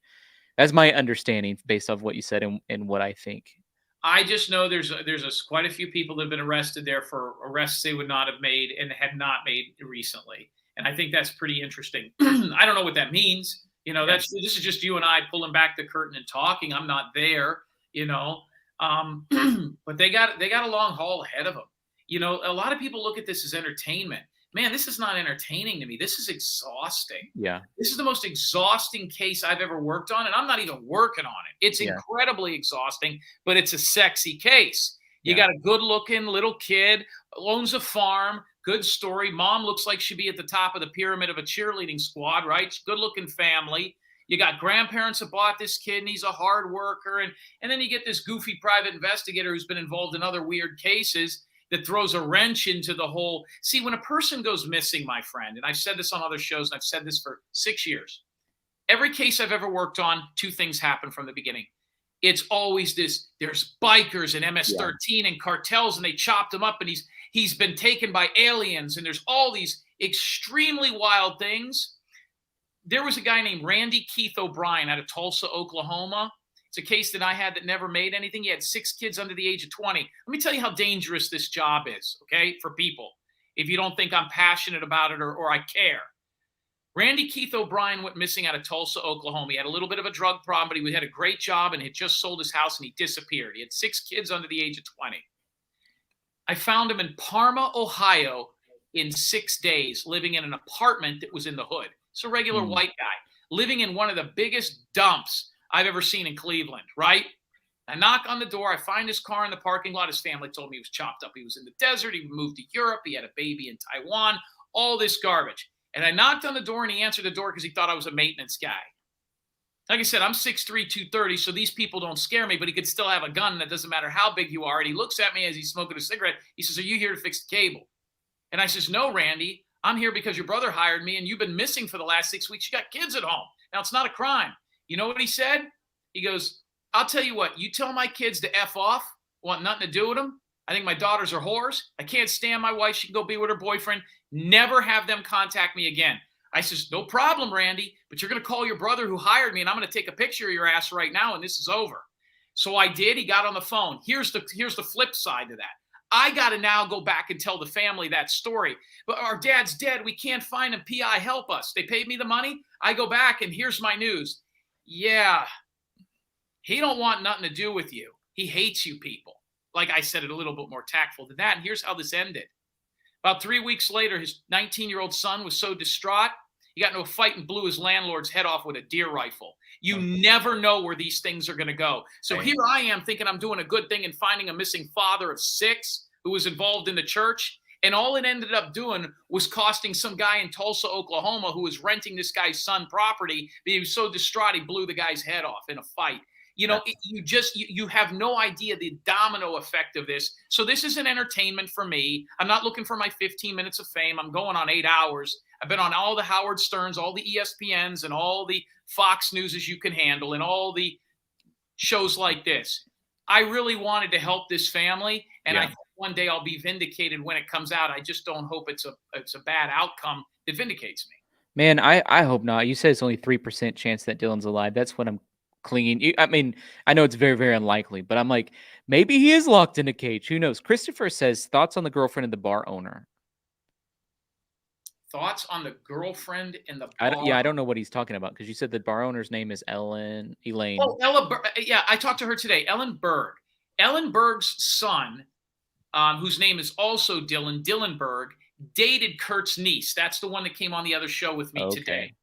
He's the one that caught Kurt a few years ago. And when because Kurt lives on the property of the Saddle Store, which is owned by Miss Berg. Okay. When his trailer was there, this guy went to the trailer to let him know that there was some food ready. I don't know. They ordered him pizza. They had hot dogs and hamburgers. And when they went in there, he was like Buffalo Bill from Silence of the Lambs. He was in there, tucking it with the eye makeup on and the whole nine.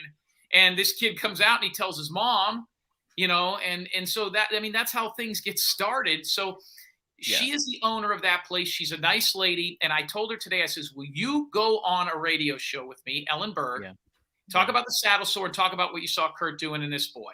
And you know what she said? They'll cut my throat by tomorrow. No way. Wow. No way. I says, call the cops if he comes to your house. Cops are everywhere. She goes, the cops aren't everywhere out here. It would take them 2 hours to get to me, and I'm an old drunk. I want nothing to do with it. If that's the woman they're referring to, that's her. She's very nice. She actually reached out to me first. She said, you're on the right track. Keep going. I've had 2 people within the family's camp offer me an absorbent amount of money. When I say in the family's camp, I don't want to say they're relatives, because if they're by marriage or whatever, but they want to pay me an absorbent amount of money to stay on this case. I told them I'd give them an answer by Tuesday at noon. Wow. So what are you leaning towards? Fight the family. What are you leaning towards? You No, think I got a case with a bail bondsman that was stalking a missing girl in Fort Wayne, Indiana. He's out of Colorado. I could work that case. I don't think I want to do this to the family, but I'll tell you where I will do this case, and I probably wouldn't take their money. I've never done a pro bono case, because when you do a pro bono case as a private investigator, if they have nothing invested in you, you get what I got here. I know Notice exactly what you're talking about. Yeah. yeah. So I might take this case with all due respect, and if it's not solved 6 months from now, a year from now, you can't stay out in the desert forever. You know, if you don't believe me, look into the Dennis Martin case. There's only been one missing persons case my entire life that scared me. Only one. Nothing scares me except spiders. And that case scared me. If anybody doesn't know about Dennis Martin and what happened to that kid in the Smoky Mountains in the national parks, it's the most terrifying story I've ever heard. Wow. You know, so that's one for people. And I'm not a true crime one, but that one, it made it into a book that got kind of sexy called Missing 411. A lot of people were hot on. It's one of the stories in there. It's fantastic. This story has some of the same stuff in it because of the people. The guy you really need to look at that's absolute, I would love for you to put his picture up as a favor to me, is Troy Wadsworth. I am If sure I can find a photo, I would be glad to put it up. Troy Wadsworth.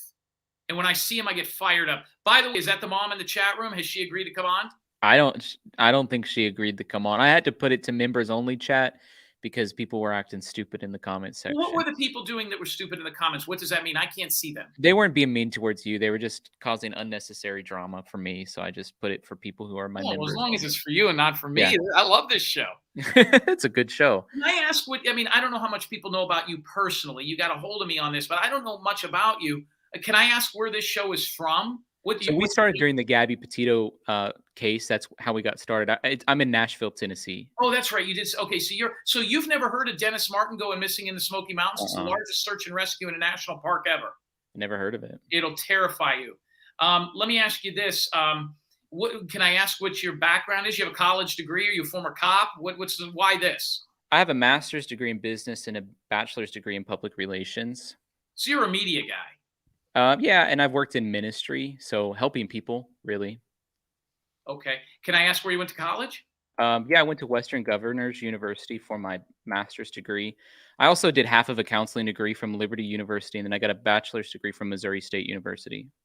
So Missouri State is in Springfield. There's the guy.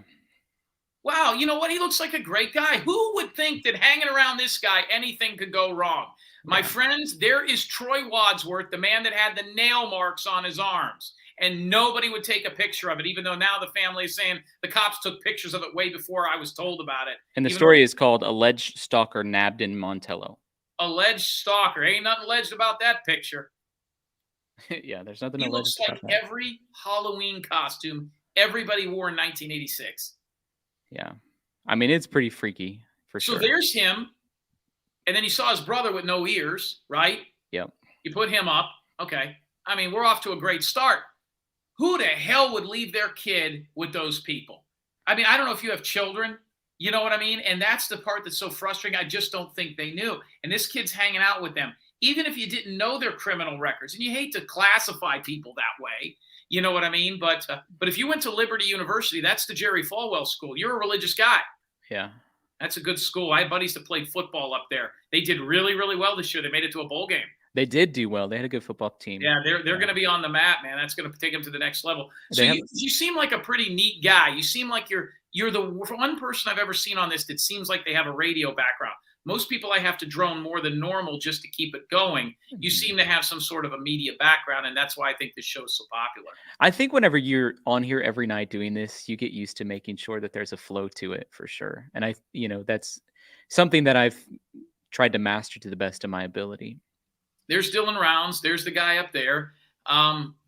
It's sad. He's a good-looking kid. Looks like a baseball player, and there's my phone number, by the way, which is very interesting. That's the original flyer. I love it. My number looks good. On Reddit, yeah. Yeah. It's, unfortunately, if there's one thing that I'm still doing here, and I wish the family understood this, no matter what it is, it's keeping it out there. I asked you to do this with me, partner. I have not seen this whole video. Now, the night before, I yelled at this lady on another show. I didn't yell at her, but I yelled that she had not shed a tear, and I have not seen it yet, but I guess she pulls out a couple of tears. Now, I've spoken with these people, the father more so. The father's a hard ass. But as a private investigator, one of the things they do is body language, okay? Body language. And I'm going to tell you, if you don't mind, and I'd like to get your and bounce off you. And I know this guy from the East Idaho News. He's worked with me on other cases before. There's a call put into him by an editor. I think he's going to interview me tomorrow. Maybe he won't. I don't know.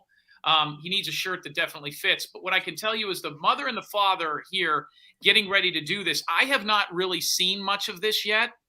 And I would like to go over this with you if I can, if you have the time. No, yeah, we have plenty of time. So right now we're getting ready to start. That's the mother on the left. From what I understand, she's about 4'11". I know the dad looks like he could be a pro wrestler, but she's very, very tiny. She looks like her son.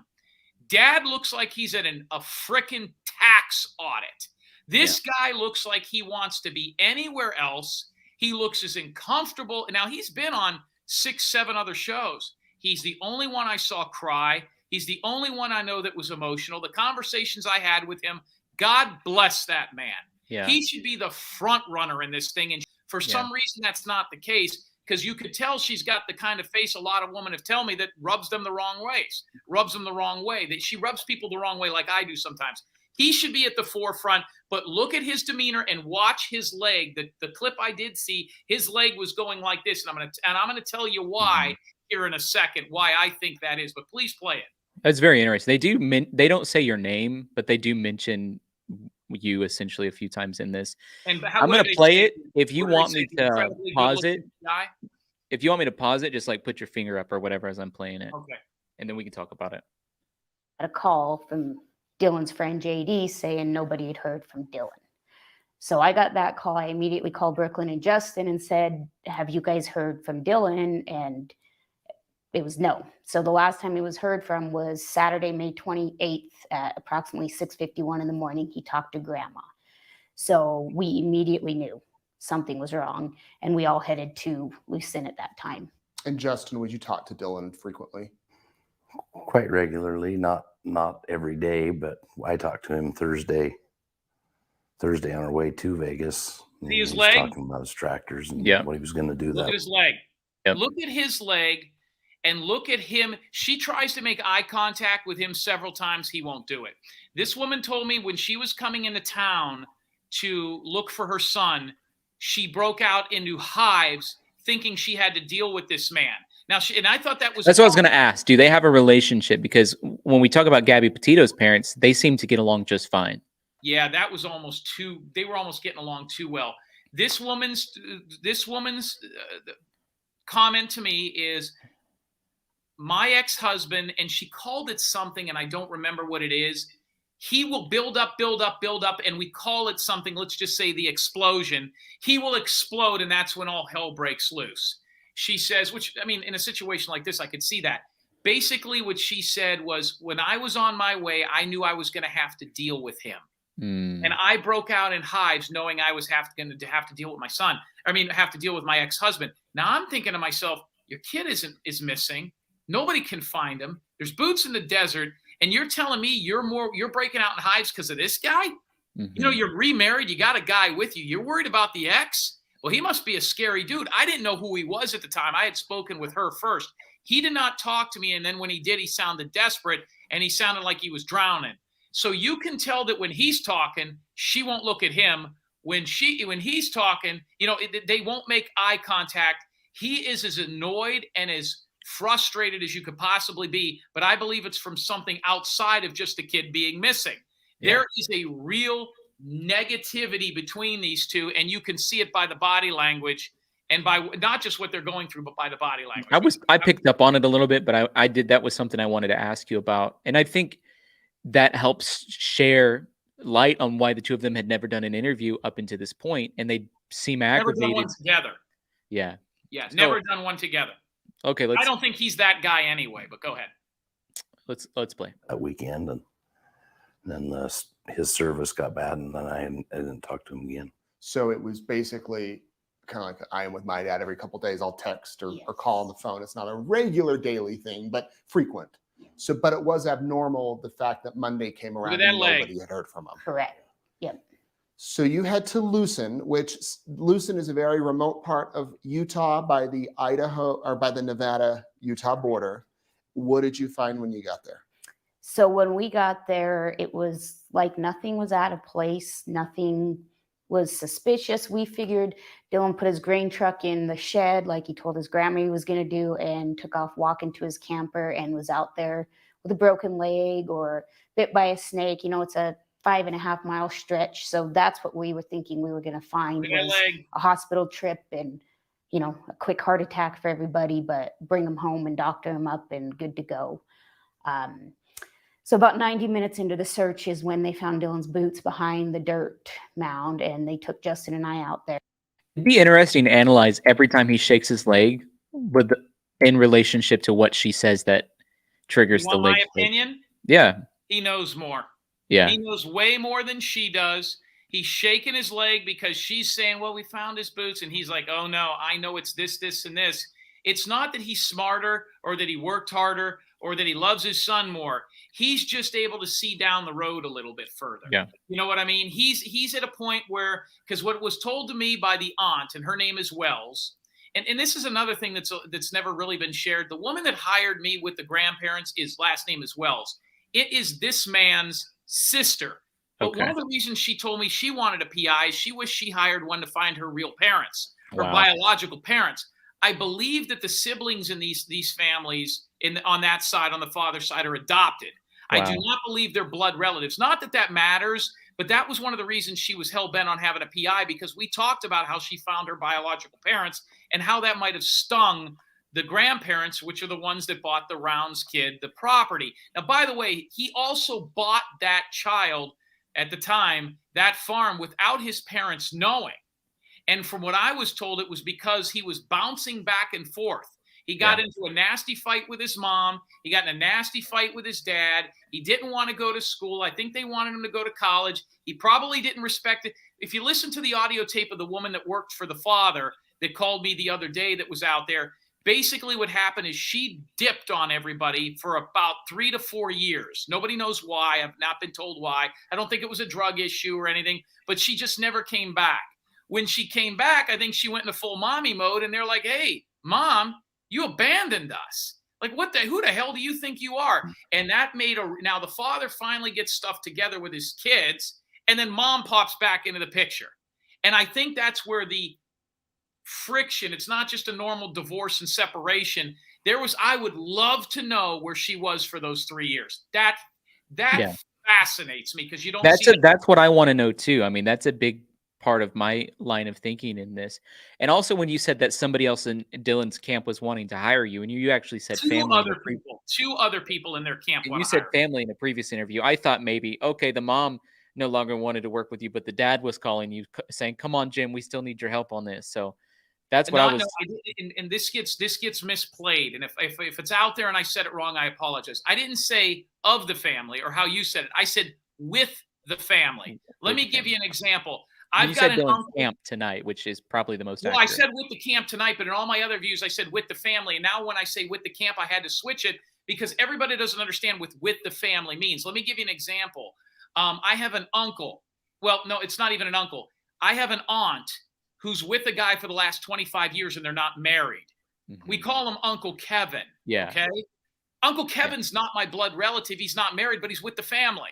You understand what I mean? Right. That I know exactly what you're talking about. It doesn't mean it's his brother. Technically, him and his sister aren't related.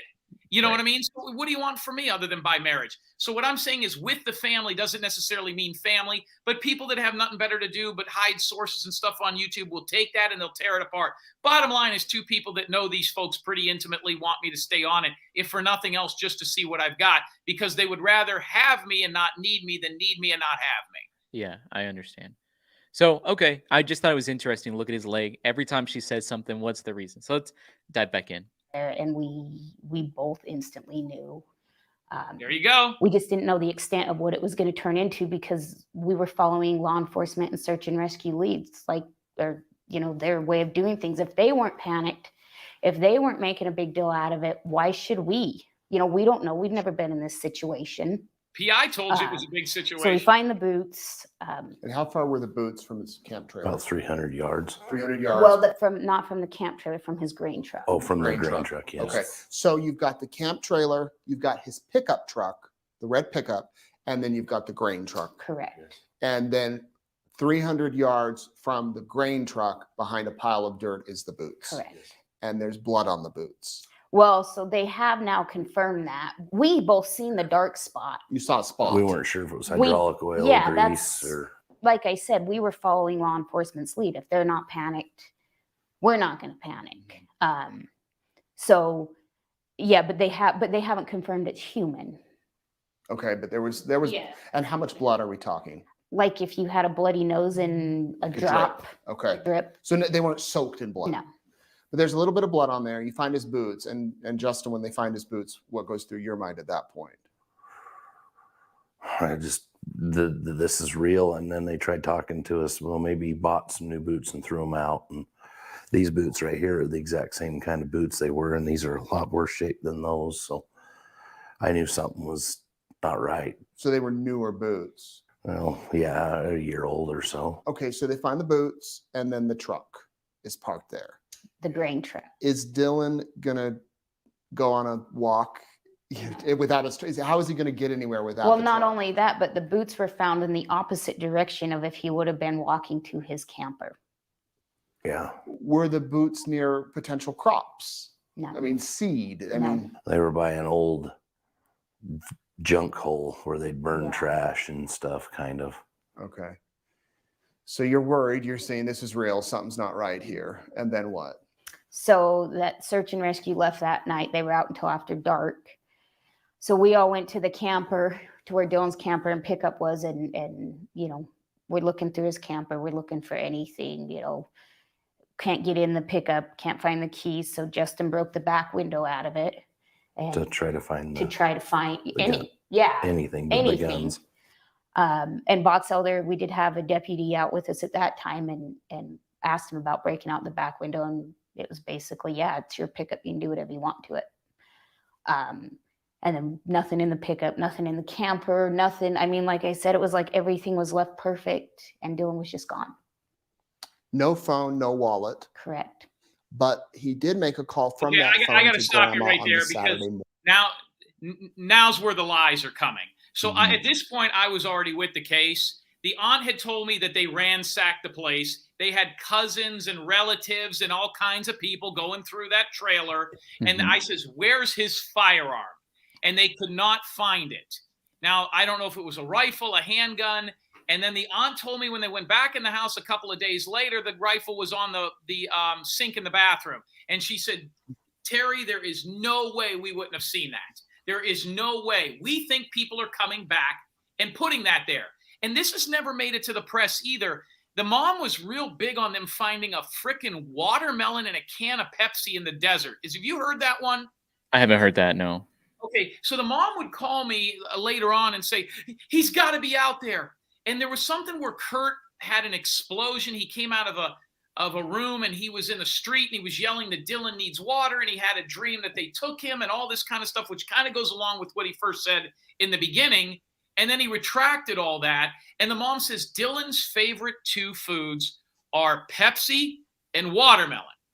And I said, "Okay, you're telling me there's a watermelon 8 down to the Rhine and a can of Pepsi?" She goes, "Yeah, I think I think he's hiding out there, and they're putting that out there for him to use." And I says, "Well, send me a picture of this watermelon. Let me see the can of Pepsi. What do you got?" Well, I want you to look at this license plate. I want you to look up these other two kids." And I said, "Wait a minute.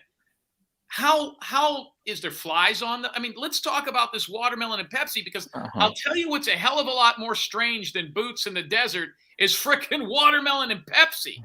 Yeah. You can go in the desert, you're going to find cars, you're going to find guns. Washing machines. We found one on a drone video. Yeah, but you found a couple of slices of watermelon 8 down to the Rhine, and you find a Pepsi can. You got some issues right here. That's never come out. So I advised the family at that point to buy a couple of cameras. And I told them to put some deer cameras around the property and don't tell anybody, and put something out, or let me put something out in the press that says that, you know, whatever, to see if we could get these people to come back, because you could see people coming from miles around. Nobody would be there when they were there. Put a couple of cameras. They were going to set up a backpack or something and make it look like it was left there to see if people would come back. I don't know what they were trying to do. They kind of took it out of my hands. I don't know that they ever bought security footage cameras or deer cameras. But at this point, I was involved in this, telling them, hey, listen, you know, because here's what I just don't understand. I don't understand how you put a kid out there, okay? We're not hearing anything about Wi-Fi, about a television, a satellite phone. I got buddies that go hunting in areas like that, and they have, you know what a satellite phone is, don't you? Yeah. Okay. You have a satellite phone. You know, he's not even old enough to drink. He's 19 years old. He's been out there since he's 17. You know, who would do this with their daughter? I don't care how good of a farmer he is. There should have been some sort of a portal of constant communication with this kid. So it wasn't 2 or 3 days that you don't talk to him. See this guy here in the tight blue shirt, which, boy, I would love to tell him my version of the story. But what he's saying, like, well, I text my dad every 2 to 3 days. That's kind of normal. Yeah, but he's a grown adult. I thought the same thing when you said that. I'm like, if I had a 17-year-old, 18-year-old, 19-year-old out. And he's in a townhome, probably in a nice gated community. He's probably making $60,000, $70,000 a year in air conditioning. He comes here to work. Now, could you imagine this guy in the blue shirt? What's his name? Eaton? Is it Ryan Eaton? Something like that, yeah. Yeah, I think I know this guy. I think he covered something I did on a case in Idaho Falls. And Ryan Eaton, you know, put Ryan Eaton out there with those guys. If you want to put their pictures back up later, put him out there with the Wadsworth, see how long he lasts. Yeah. He's a full-grown man with a degree. I just think that, you know, I think it was naiveness. I think everybody was involved in their own thing. Maybe, you know, $2.6 million worth of lawsuits, maybe businesses, and you just figure the kid's doing okay out there because it's in the desert. What bad can happen? So go ahead. I want to see the crying. I have a question about the watermelon. How many days had it been out there? Was it fresh? I couldn't get yes, it seemed to have only been out there. Like, it wasn't out there. Like, I don't know how to judge if a watermelon's been out there maybe a month, but yeah, it was definitely fresh. She, I think, described it to me as still rubbery And green. Yeah. Okay. Back on the video. Morning. Correct. And was anything unusual about the call? Just that it was raining and he had to get his grain truck in, so he protected his seed. And they've been able to ping, from what I understand, that call came from the farm? From the area, yeah. From the area? Yeah. Do we know where he went after the call? That's where it goes blank. But we do know the day before he was in Nevada. We know for sure on the 26th, on Thursday the 26th, he was in Nevada. The 27th. We know for sure because of hearsay. Yeah, exactly. We know for sure because of credit card transactions. But on Friday, it's some they have say no yes, some idea say when no. this The kid stories went have missing, changed. my friend. No idea. We It's do know hearsay. with.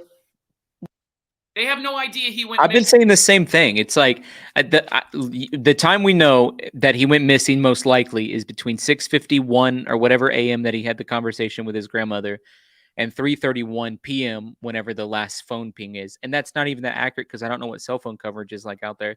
Somebody said, oh, there's amazing coverage out there. Really? Why on earth would there be amazing coverage in a town of 92 people? I've lived in small towns. That doesn't make sense to me.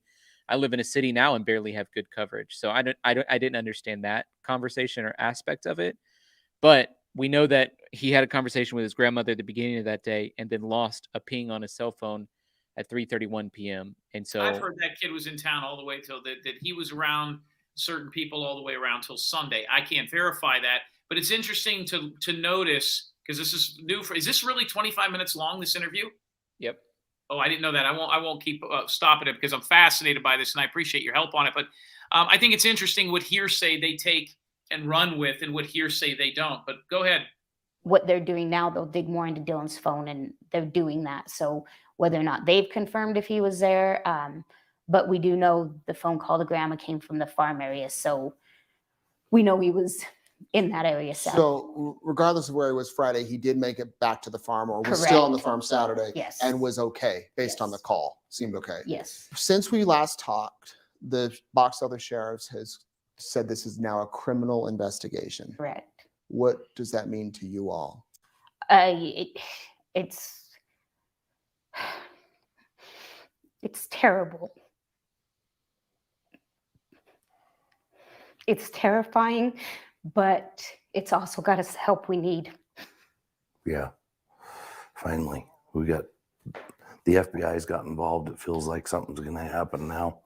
With Box Elder, it didn't feel like anything was happening. I don't know what they were doing, but yeah, it's because it was considered a missing person, Right, which is a different status. right. which that's why And- we discussed about getting into the media Yeah, and was to get letting help. people know who Dylan was, because that's why we got into the media, and to get the FBI involved and to let people know who he was and that he wasn't the kid that just took off for a week to do dumb stuff. Mhm. I've told people in recent interviews that it would almost be comforting if we had that thought, like, hey, Dylan's mad at us, or Dylan doesn't want to farm anymore, or Dylan had a breakdown and we're going to find him, but we don't even have that. And this kid, based on talking with you guys, going through Facebook, seeing What's your thoughts on that? What you just watched? Oh, I think that's real emotion. She cried. That wasn't staged or fake. It wasn't like professional wrestling. No, that was weird. It overcame her. They just punched her in the gut with the fact that your kid's probably dead. I mean, the FBI's here now. I mean, this isn't somebody's uncle out there with a 4-wheeler and a deer rifle and a couple of binoculars. I mean, have you seen the search and rescue groups that were involved in this? Half the people are sitting down eating sandwiches. I don't know how much help they could have been. Exactly. Most of them don't look like they could make it very far. That is not easy to do. I mean, I'm in pretty good shape for my age, and I don't think I could make it out there 5 to 6 miles in that desert heat and then 5 to 6 miles back. And then the other thing too that I've never heard is dogs. Why are there no dogs involved in this? They did have a cadaver dog. But not a scent dog, not something. Well, if they knew where the boots It was were, interesting because they said they needed the boots for the cadaver dog, but a cadaver dog should be looking for a body and not based off of Dylan's scent. So it didn't make any sense to me. So I don't know what kind of dog. Be in case he died in the boots, and then the boots because I mean the boots don't really mean much to me at this point. I think cadaver dogs just smell dead bodies, and scent dogs smell particular scents. But if the dead body was wearing the shoes and the shoes were thrown there, they would know that the dead body had the shoes on it. Oh, that's okay. That could be. That's what I'm thinking that they would do. The reason the shoes don't float my boat is because if he had, well, let me ask you this: what other shoes did the kid own? If there's another pair of shoes that he could have put on, I mean, Mr. Rogers changes his shoes right before he goes on. Maybe this kid took his boots off, put his tennis shoes on, and they fell out of the back of the truck. Anything's possible unless that's the only pair he has. I don't know. But I think he had one other pair of shoes, but his mom has them. She posted a picture of them. So then now we've got a problem. Now that's not good. Yeah. his photos, it seems like his passion was that farm. It was. Farming, being outside. Yep. And as you mentioned last time, Candace, he wasn't into video games. I mean, he wasn't into partying. He wasn't into any of that stuff. So what's happened since we last talked? We spoke, you guys were going to do a big search out there the Yep. weekend or two ago. No hints, no clues? No, we had, Elko came out and helped us organize that search, did the grid search. They assigned everybody areas. There was a few suspicious things they went and looked at that didn't turn up into anything. And then it was that Sunday that I was told the FBI had reached out, and that was all the information I'd gotten, was the FBI's reached out. And then by Wednesday, I think it was that Wednesday, we were in touch with an agent, and things finally started happening. So the 15th is when Box Elder came out. It was criminal, and that was after the FBI got involved, but they'd lost 17 days at that point with the same evidence they had 3 days into it. So, they did take Dylan's campers. Finally, Finally, when the FBI came, when the the day FBI the came FBI arrived, they took the campers. What about his trucks? And I reached out to Bonneville County, and they reached into ISP, and they have the truck, The pickup? The pickup. the pickup, and then the tractor he was driving. I don't know if I reached out to ISP and stuff to go check the ECM on that to just get an idea of when that tractor was running. I haven't heard anything about that yet. It's in Rupert. Mm. That might give you a clue Right. there. Give an idea of when Yeah. the tractor was actually running. You think about something like this, and I'm sure it's gone through your mind. Was it an accident? Was there Right. some sort of accident? There's also the possibility of suicide. And I mean, it's out there. You look at all the options, there could be that, and then there's criminal, Right. homicide, or something nefarious. So have all those situations gone through your mind? Everything Everything except except suicide. the suicide. The has suicide just kidnapping. He's in a building somewhere. I keep getting texts and calls. He's in a building in Montana. I mean, in Montello, and Which but is what you're hoping. suicide Right. had never crossed No. my mind. Not one time. Never any sign of mental illness. Never. No. No. So that leaves the accident or the criminal, which now that they're saying it's criminal, I mean, what do you think happened? Somebody did something. I mean, and We kind of got to keep some of what we think to ourselves. We got to keep some of this because we know a little bit more about some of the stuff than we can't release everything. My main goal is to just find out who did what and make sure they get what they got coming to them with the law, or whatever. Yeah. I mean, the main goal is to find Dylan. Don't get me wrong. That's the first and only priority. And when somebody tells me he's in the shed or something, I wish that it was true, but I don't know if that's. well, we haven't received any ransom or any. Or no ransom. People wanted No. to help, and Yeah, so it wouldn't make sense that somebody's just holding them to hold them. But I'm with Justin. I mean, I wish that was the case and we'd find him somewhere and once again trip to the hospital. Now they're lying. And now they're lying because half the people that he hung around with have kidnapped people. Like, that's so far-fetched that could happen when 2 of the 3 guys he was hanging around with have had charges and been convicted of doing that. Yeah. So that's a little bit more plausible than you could possibly think. But why would they kidnap him? I don't know. Maybe they're in the dudes. Mm-hmm. Go ahead. Sorry. Some counseling and whatever, and bring him home. Well, the fact his wallet's gone, and have his bank accounts been touched? Mm-mm. So that if someone did have his wallet, they could, go use his cards or whatever. Let's clear up some rumors. You hate to do this because the last thing parents in this situation need is for people to speculate online and Right. call people names and do things like that. There is no GoFundMe. Correct. Absolutely none. So you're not raising money. No. You're not anything like that. Mm-mm. Dylan may have been in a horrible relationship with a man or a woman. Yeah, not true. Not true.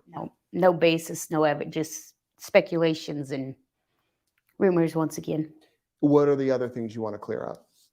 That we're working with law enforcement and law enforcement only. Whatever else is put out there, if it is not Justin or myself that is speaking, they are not on behalf of us, and they're not gathering. They can show clips of interviews, but it's not with us. So I assume that that's talking about you.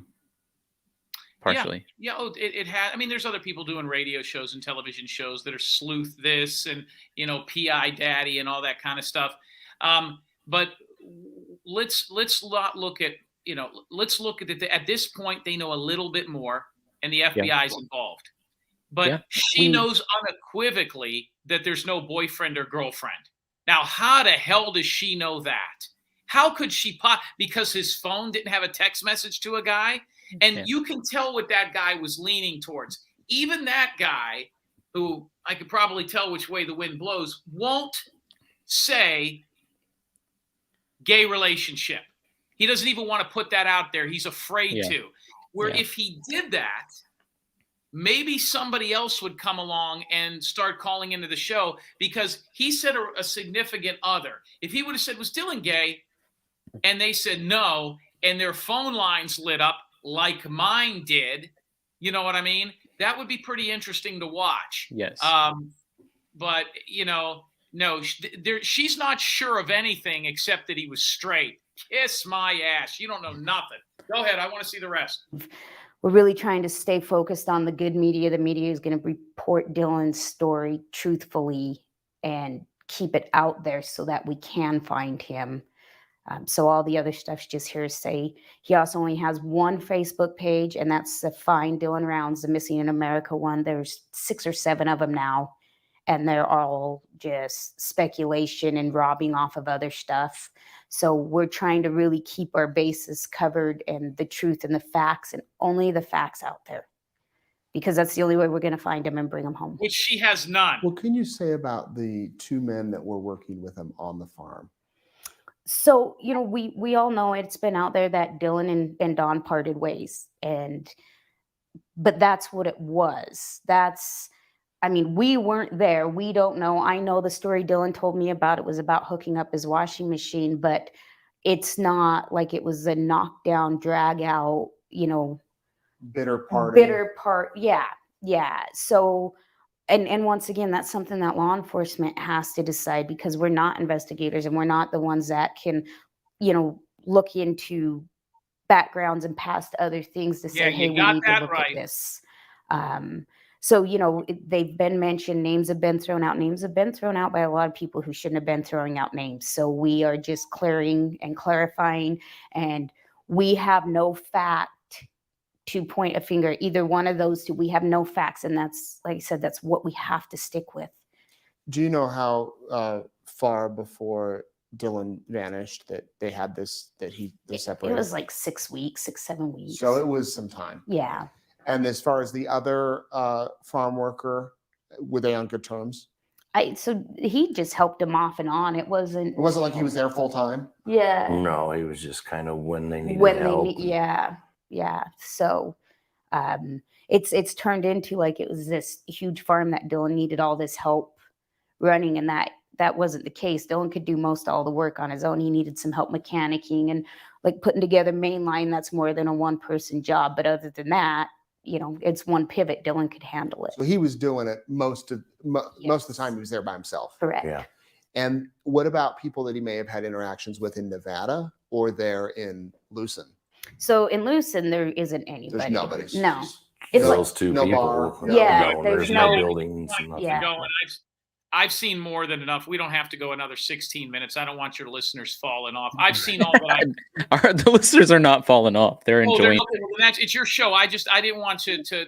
I think people are really enjoying hearing your perspective of what they're saying. Okay. Well, hey, let's keep it going, because you know, right now, what's starting to irritate me is, you know, I could see why their marriage didn't last. She won't shut up. I mean, you could tell he just wants to look at her and say what they should have. Now I can see why they don't do interviews together. I mean, my God, does she wear the pants or what? This guy's ready to explode. Yeah. By the way, where's her parents? Yeah. I mean, that is a good question. Where are they? Where are they? I wonder. Go ahead. Yeah. Like that. Yeah, it's like the Osgood area, only no gas station. There's nothing out there. Nothing. And then as far as Montello, I mean, you're talking an itty bitty town. You're going to go into town for lunch and you're going to socialize with whoever's in that bar or restaurant, because it's your only option. You know, they're the gas station. Yeah, they're the gas station. Doesn't matter who's there. You're going to talk to them because there's nowhere else to go. Yeah, and so, at the gas it's hard to pinpoint. And at the gas station is where the 2 lot lizards I talked to were hanging out and tried to hit on this kid and look through his phone and stuff. So yeah, she's 100% right. You know, when I'm hearing this, I'm starting to see pieces that verify some of the things that I've mentioned. Now, does it have anything to do with his disappearance? I don't know. But, you know, if you take the bat out of my hand, I can't tell you. But, you know, it's all just like 1,000 puzzle pieces trying to put together a picture. And it's like every detail, though it may seem insignificant, also might be pivotal. So I'm with you. The only thing they're sure of is that I don't know what I'm talking about. But go ahead. Point and say, you know, who else could he have known in Montello? Well, whoever went in and ate lunch, and on the day he was in there eating lunch. A guy in Montello was helping him dig his main line last fall, and his backhoe was out there, and he helped him fill it in and a few things. So, I mean, there was a guy in Montello that was doing some stuff with Dylan as well. But I'd never heard anything ill. I mean, I had a little run-in with one of the guys that worked for Dylan 2 years ago, and I was looking through my text, and Dylan defended him pretty good and was pretty upset with me. But so, I mean, I don't know what that's worth, but So he never called you guys and said, "Oh, this I guy's wonder who giving me that was. problems," or Mm-mm. he never explained about any run-ins with anybody out there. No. I've never heard anything. Nothing. Why do you think anyone would target or go after your son? I don't know. That's what I know makes the it so answer to that. bizarre. Never. I know the answer to that. The answer to that is simple. The grandfather gave that kid a $50,000 loan that the parents didn't know about. He also had roughly $30,000 in cash saved from stuff that he did. What was explained to me is that there's, you saw what it looks like. Not only is there not many places to eat, not only is there not many places to wash your clothes, and not only is there not many places to socialize, there's not many places to keep your freaking money either.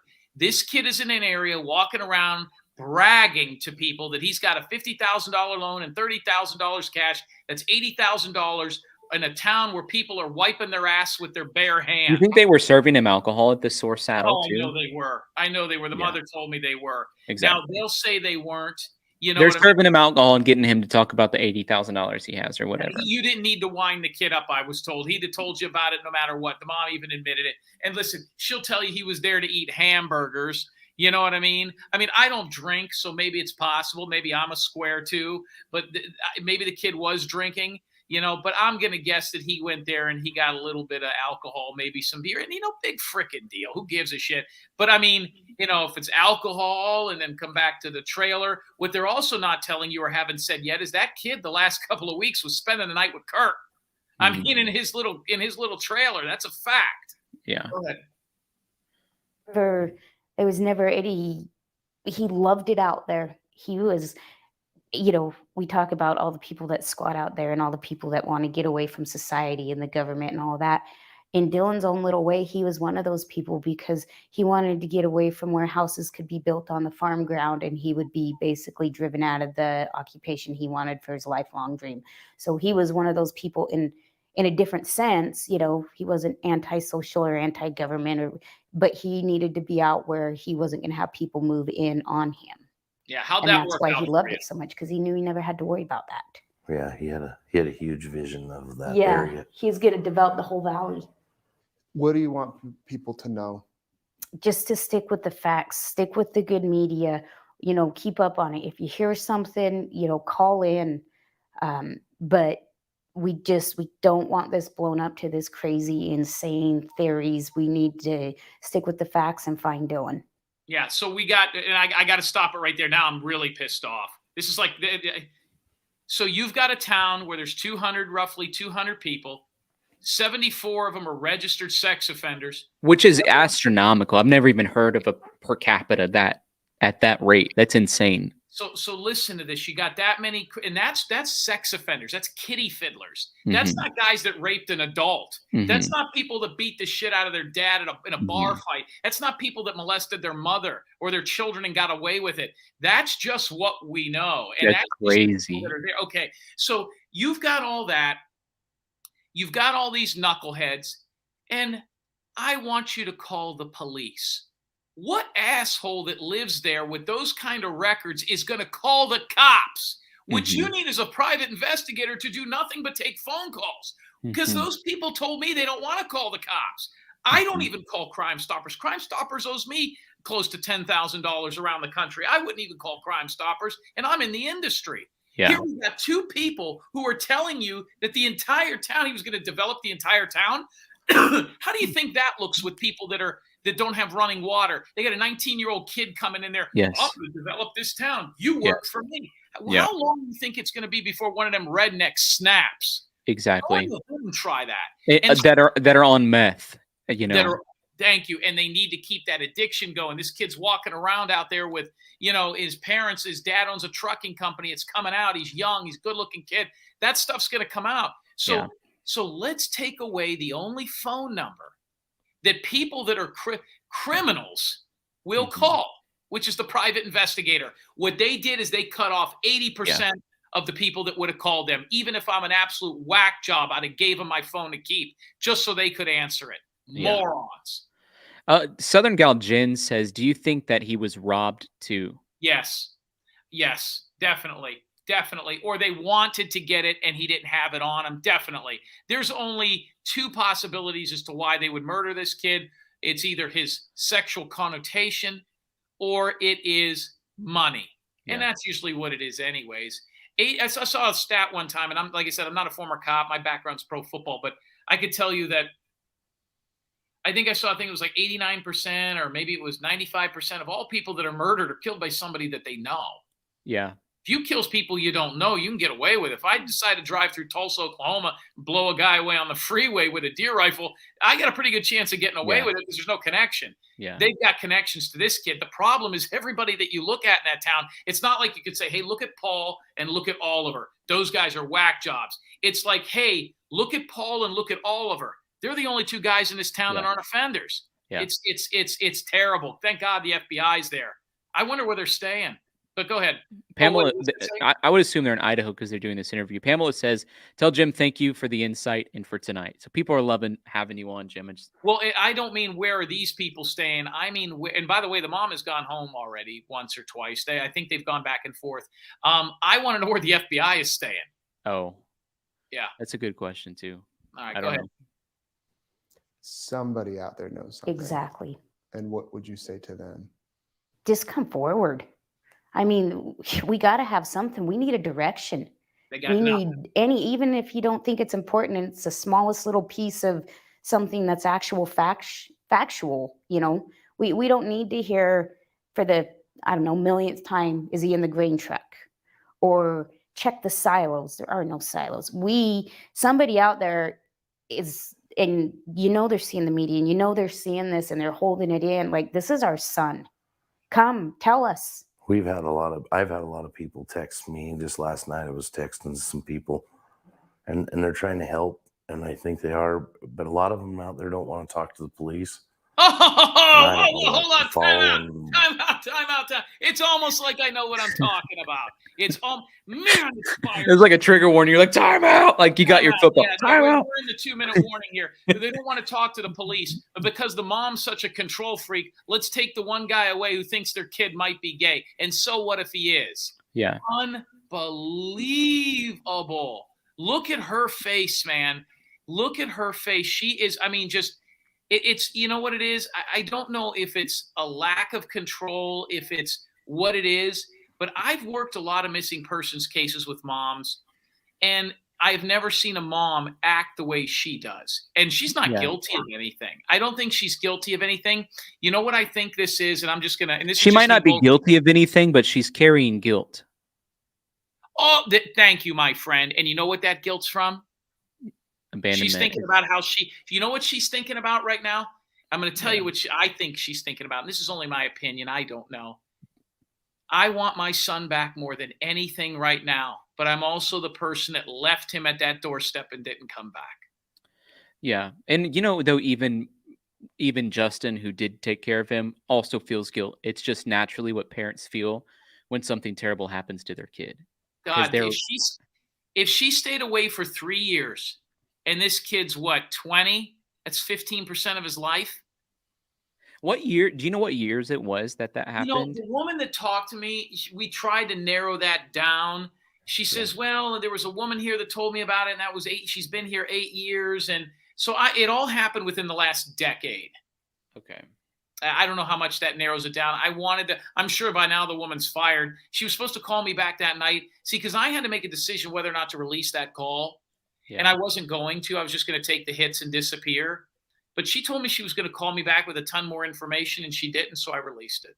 Wow. Okay, let's jump back. This is almost over. Let's jump back into it. But yeah, you're right on. He's like, we need people to call in, and they don't want to call the cops. No shit. Yeah, they're not wanting to call the law enforcement. Back and forth, and I mean, I've been everywhere out there in places I would never want to go again, and I wish they would reach out to the law enforcement if they really thought they had something. That ain't gonna happen. I don't mind them reaching out to me, but I can only be so many places at so often, you know. And you don't want to use all of your time. I'm just thinking through about Candace. It's like most of the YouTube channels that I've seen her go on, besides that one channel that you're talking about that had her on and then you on, have all been like police officer channels, and it's like she just pushes towards police officers even in this. We only want the police officers involved. I find that interesting. Just high expectations. Obviously I've left a bad taste in her mouth. Yeah. Time to chase down all these rabbit holes. We have been a We lot, have and been. I will, but I'd like some help with law enforcement to look into when they hear some things. It seems like they just think it's nothing. That has been a problem. We have had some stuff that actually needed to be looked into that they've called into Box Elder and they don't get a response from them We got multiple something times. that we know that we don't want to share has been called into Box Elder, and they never responded to the people, and they finally reached out to me. The people did. Yeah. Had some information, Yeah. and So that has been an issue. Are you planning any more searches? As soon as we have somewhere to send the volunteers, we've got to have a direction. We can't Just have people go out and yeah. roam. Yeah. Yeah. that's kind of how it was the first weekend. We It was didn't know terrible. what to do. We From we what just I was decided told, to ask people if they from what I was told, and you'll find this interesting because we're almost done here, but I guess how they do this, like you could see miles and miles and miles in that desert, right? I mean, how hard is it to search? It's not like it's, Tacoma, Right. Washington. Okay. You're looking under like dirt piles or like, brush piles or tumbleweed Mine piles or shafts. whatever. You're looking underground. So Yeah. some of those mine shafts go thousands of feet deep. So so if I took your body or you took mine and threw it down that mine shaft and I'm down 2,500 feet or however far they go, what do I know? I've never been in a mine shaft. How do you find that person? Right. So I talked to a guy that does that. And he says what they're getting ready to do is, first of all, you got to find these mine shafts or these holes. Once you find them, do you find the body in there? There's three ways to do it. Number one, if there is animals and animal tracks around the hole, because rats, coyotes, they may be able to get down there, but people can't, okay? Or people don't want to go. If you see a bunch of coyotes going down a mine shaft, chances are there's a body There's there. a body there. Yeah. And birds. They also said, but you got to find, so first you got to find the holes, then you got to see if the body's in there. And that could be, miles and miles away. The other thing that I was told that they do, and I'm going to get this wrong, but I'm just telling you what a buddy told me, is they take these fishing poles and they take these fishing poles with what looks like a flashlight on the end, and it can sense some sort of a chemical aroma in the dead body. So if they put this fishing pole down there, Yeah. and it goes down to 500 feet and it rings, Yeah. there shouldn't be whatever that ammonia smell or whatever Right. the dead body is. And that's probably how they're going to find the kid if he's in one of those. In one of those. Christopher wants to know if you think the Mormons had anything to do with it. Like if he is gay, they got upset about it and tried to kill him all. We had a lady, I don't know much about the Mormon religion. Like I said, I'm Catholic, so I've been learning. And depending on who you ask, there's the Mormon church has loosened up the whole gay thing a little bit, but you still can't get married in their church. Like two gay guys can't get married in a Mormon church, I was told. We had a lady come on tonight that had left the church. She was on another show, and I thought it was interesting. The ladies that were listening to it were cringing, and she said, I left it, and this is really, this to me just summed it all up. She's 70 years old. She's been in the Mormon church forever, and she's talking about the Mormon church will allow you to be gay, but we won't allow you to do this, this, this, and this. We won't allow you to get married in the church. We won't allow you to do this. We won't allow you to do that. She goes, but they'll let the normal people do that. And I just looked at the chat. Boom, boom, boom, boom, boom, boom, boom. So even though she's for gay people, she doesn't think they're normal. She slipped up. And that was just what was on her mind. She goes, well, the normal people are allowed to get married in our church. And I was going to be like, the normal people, and then I just kind of let it go. So what she said is, if you have a child that is gay and you're Mormon and you're practicing Mormon, there's also something called a Jack Mormon, which I guess is kind of like a Mormon that's a non-practicing Catholic. Like, we're Mormon, but we don't do all the bullshit. I got the vibe from them that they're not like devout Mormons. Right. But they're still part of that culture. And Cult. Culture? No, culture. I didn't say cult. Culture. I said cult. Oh, you said cult. Okay, yeah. I mean, I'm from Clearwater Beach, Florida. We have the Scientologists down there, so I got Also a cult. yeah. But But wow, you're gonna start getting some shit in the chat room. I love it. So what happened? Yeah, I'm rubbing off on you. So, No, I'm pretty astute in my theology, so okay, good. So I you're with know me on in that. Okay, depth about Scientology. I know in depth about Mormon theology. So okay. Because I was gonna put you on a read. I could handle the Oh, conversation if somebody comes at me with either of those things. My brother graduated from St. Leo. You remind me of him. He graduated. He has a minor in religion. But anyway, so there's ways that they could go out and look for a body out there, but there's just so many little holes. They're going to need somebody who's already in jail or somebody out there who's going to flip. There's no way one guy did all this. There's Yeah. several people, I believe, that are involved if he's murdered in this. What would be great is if what would be my home run is if he came out and he was in San Diego on the beach with another dude, because then I'm going on every interview I possibly can. I hope, and then he's alive. All your theories would be vindicated. Oh yeah, but then he's alive and they've got to deal with that. But I've heard that that's how they've got to do this. So if you do find the hole, then you got to go down it. You know what I mean? And it's just rough. Listen, the what's the big lake? I have a home out in Vegas. It's called Lake Mead out there. The lake started to shrink, and they're finding barrels of people that were put out there like in the 40s and 50s. Man, Imagine that. I mean, they can't even prosecute anybody. The Frank Lord. Sinatra cigar shop days in Vegas. Yeah. So, and there's people that don't even know who those missing people were. What's this say here? I'm sorry.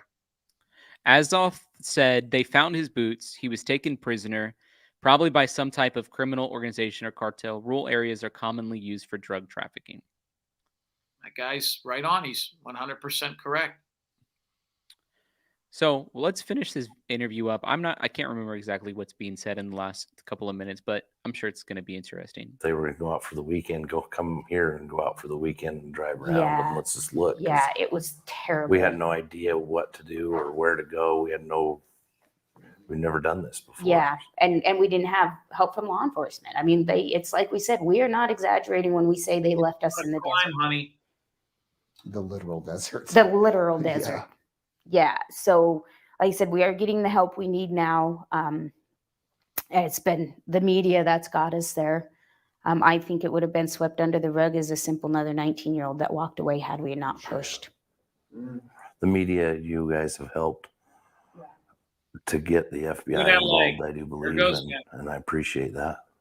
Well, there's definitely an interest in your story, in your son. I mean, there is an interest. People want to know where he is and if he's okay. And here we are nearly a month later. Can you believe it's been a month? I know. It probably feels like 10 years to you in a way, but one day to you? I mean, what has it been like? Like I said, in waves, some days it feels like a year, some days it feels like just yesterday we started. Yeah, it's all a blur. Anything else you want people to know? No, we'll keep updating and keep moving forward, and hopefully we get some more drones out this weekend, it sounds like. So that'll be good. You've had drones, you've had dogs, ATVs, Helicopters, horses, nothing, not anything. But the private And that's one investigator other doesn't thing we're know what he's waiting on right talking now for EquiSearch is the invitation for the new pilots. I did get word of that right before I got here. That's what EquiSearch is waiting on, is for Box Elder to say yes for every pilot, because EquiSearch is very particular on how they do everything, and these drone pilots are too. Like, they need a yes from law enforcement. They need a law enforcement around with them so that the evidence can be used. Yeah, they find something. Mm-hmm.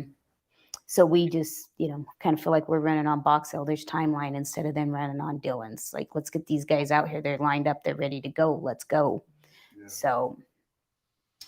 Well, we'll put up a picture of Dylan. This is. I want you to hold that picture there. I've had, I got a buddy that I've kind of been friends with for a long time. He lives in Vegas. He's a school teacher and a guidance counselor, and we call him Gay Mario. He's been gay his entire life.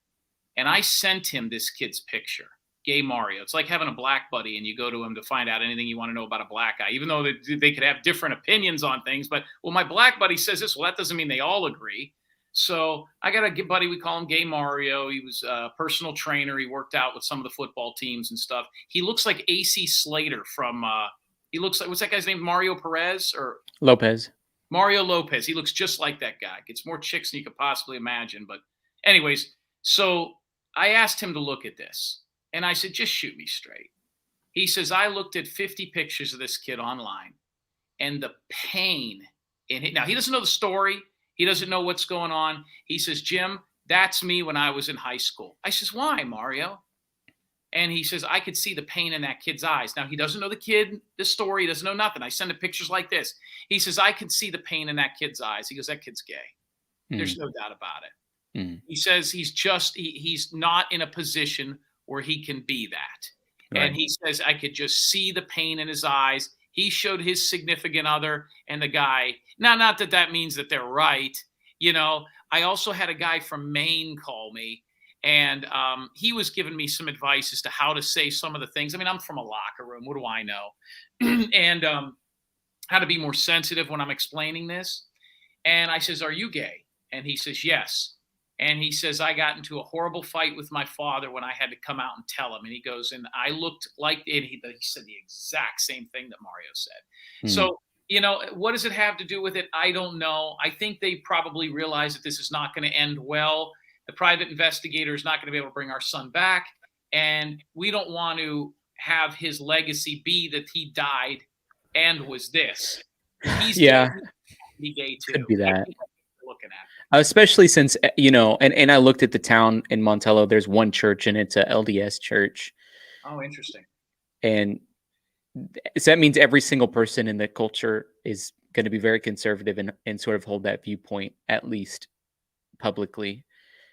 And yeah, I think they probably don't want it out for that reason. But it may lead to meaningful results at solving this case, because it points to, you know, the finger at Kurt, in my opinion, like what you're saying. So, well, even if he, and I've never said Kurt's the murderer, but what I have, or that there was even a murder, but what I have said is that I could not cross him off the list. They would not let me do that. And I would think that that would be, I mean, his name, the Wadsworth name in that 25 minutes never came up. They mentioned Don and Jim and this place. And they never mentioned the Wadsworths. That just bugs the hell out of me. And they made sure to tell anybody who will listen that, listen, call us, give us all the tips. We'll chase anything down, but don't listen to that guy. You want to know something I think was weird? When I was reading the report that was basically put out by the family, the timeline of what happened, the first thing on the timeline was a disagreement between Dylan and Dawn about a washer machine. Well, when I'm looking at drone footage, I find this in the drone footage. And to me, I'm like, does that look like a washer machine? I don't know if it has anything to do with it at all, but that's the only thing that really stuck out of all of the drone footage. I don't know. I did a poll. I analyzed this for like 30 minutes the other night with hundreds of people watching. And it was like, well, it kind of looks like it's metal and not paper. It kind of looks like it's square and not paper. And the guy who was out in Montello doing the drone footage, or he was north of Lion Mountain Base, which is sort of on that state line. Essentially, he was like, he thought it was a washer machine. So I don't know what that copper thing is hanging out of the bottom. Yeah, that's what I don't know either. That part. That could be space junk. I don't know, man. I mean, like I said, it's probably not going to end well. You know, God bless those parents. You know, even if they don't want to do business with me, they may hate my guts. I hope this works out well for them. I really do. It's not that I have an ego. Maybe I do, but I'm competitive. I don't want anybody to lose here. And I definitely didn't want to lose. And that's the only reason I've been successful at what I've been at. But when you got cops in a town like that have, I don't want to say real crimes going on, but you know, you got rapes and murders and meth heads. And then, by the way, this kid goes missing. Let me tell you something, that town's never going to be the same. No matter what happens, that town's never going to be the same. And no one's ever prepared to have a national case like this. And there's no playbook. And as I've been doing this YouTube channel, there's time and time again that these little small towns that are not used to it have a national media attention, and it highlights 35 errors that took place, but they're not used to it and they're not well equipped for it, unfortunately. And it doesn't help ever solve the problem. You know who I really feel bad for too is the other family that called me and begged me to take their case until that mom called them. And I'm most concerned about that and upset about that. And that's Aiden Klum. I was going to ask, do you think that those two cases are connected? I think they're similar. I think it's possible. I don't think he could rule it out. The mother did not want to do that. And that pissed her off too. She even has said in other interviews, we want you to look for Aiden. She never mentioned Aiden in one interview. She don't mention that kid. That kid disappeared. I talked to a DOT worker. The mother hired me. She got on that mother's case and said, we're going to get rid of him. You get rid of him too. She shit all over me. And that mother has not talked to me since. And I feel like calling that boy's father, who has not been in the case, and his grandparents as well that were helping him, and telling them, I'll pick up where they left off. Let me back in this thing. The only cop that I talked to in the Aiden Klum case called me and says, he sounded just like the mother. We don't like your theories. So I don't have a theory. Listen, both boys roughly the same age. Both boys, I mean, almost look identical. If anybody hasn't seen Aiden Klum and this kid together, I mean, they could pass for frickin' brothers. They both have, they both have issues with their shoes in the desert. The mom got pissed when I said that because the other kid was tracked 9 miles into the woods. They found his guitar, but they never found him. Now, did he go too far and some of those people out there ran into him, or did he just die by the elements? I don't know. What I can't believe is, and you could see the road from like 6 miles up that hill. And the mom was real concerned that I didn't cross the 2 cases up, but you couldn't cross them out. And hey, listen, there's no doubt about it. I was going to add them together. And because it's literally one town over. I mean, it's probably 45-minute drive. There's Aiden Klum on the left. Is there any way you could also, I don't know how you do this, but 5'8", 125 pounds. It looks like Kurt Cobain on the right, but is there any way you could put the other kid's picture up there too? Yeah, if you give me like 2 minutes, I could do it. So you look at Aiden Klum and you look at Dylan, and you put these 2 kids together. I mean, listen, it's more than a coincidence. Now, this kid, Aiden Klum, he had some mental problems, and his parents did not realize he was on medication. He was staying with his grandparents that were his father's grandparents. Now, what was interesting is when I asked his mother, who's the one that paid me, and I charged her the same amount as the other family, where's the father? He's partying in Vegas. I can't stand him. He didn't even want to look for his son. Well, I'd like to talk to him. She wouldn't let me talk to him. When I said, where's his grandparents that he kind of left and left his car there, she says, oh, I'll get you their number, and she never would. Then she palled around with this mom. I was going to connect their 2 cases together so that I could get press for this kid. This kid hasn't had shit. I hadn't heard about it until I heard about it after I started covering the Dylan Rounds case. But there you go. Wait a minute. Is that Dylan with a haircut? I mean, come on. I'm not, and that's a joke, but I mean, it's almost, there's some, other than this kid on the left looks like he's had a better dentist. They look like the same kid. To me, that's the same kid. I've even had people call me and say, did they run away together? But the only problem with that is the kid on the left ran away 5.5 weeks first. Right. Yeah. You know, I don't know, my friend. I think they're both going to end up, not good. And I just wish that, one bad apple didn't spoil a bunch. But if for nothing else, I wish I could try. If you have any other questions, your listeners have any other questions, I'll be quick with them. You could pepper me with them. If not, I don't want to keep you any longer than I have. You let me know. I don't sleep, so you let me know. It doesn't seem, I shut off a lot of people from being able to communicate in the chat section, unfortunately. Why? What are they doing to each other in there? Arguing about I don't like it being unruly in there. I like to keep it tight. What's there to be unruly about? I don't know. It was hard to keep track with everything, but I've just learned that it's better to have drama minimalized because I'm more focused on what's going on in the case than dealing with all the personality issues of what's going on in the chat, which is essentially what was happening. I appreciate you having me on. It's been fun. If there's anything you ever need that doesn't have to do with this case or any other case or a background check or anything you need me to run, you just give me a call and I'll do that.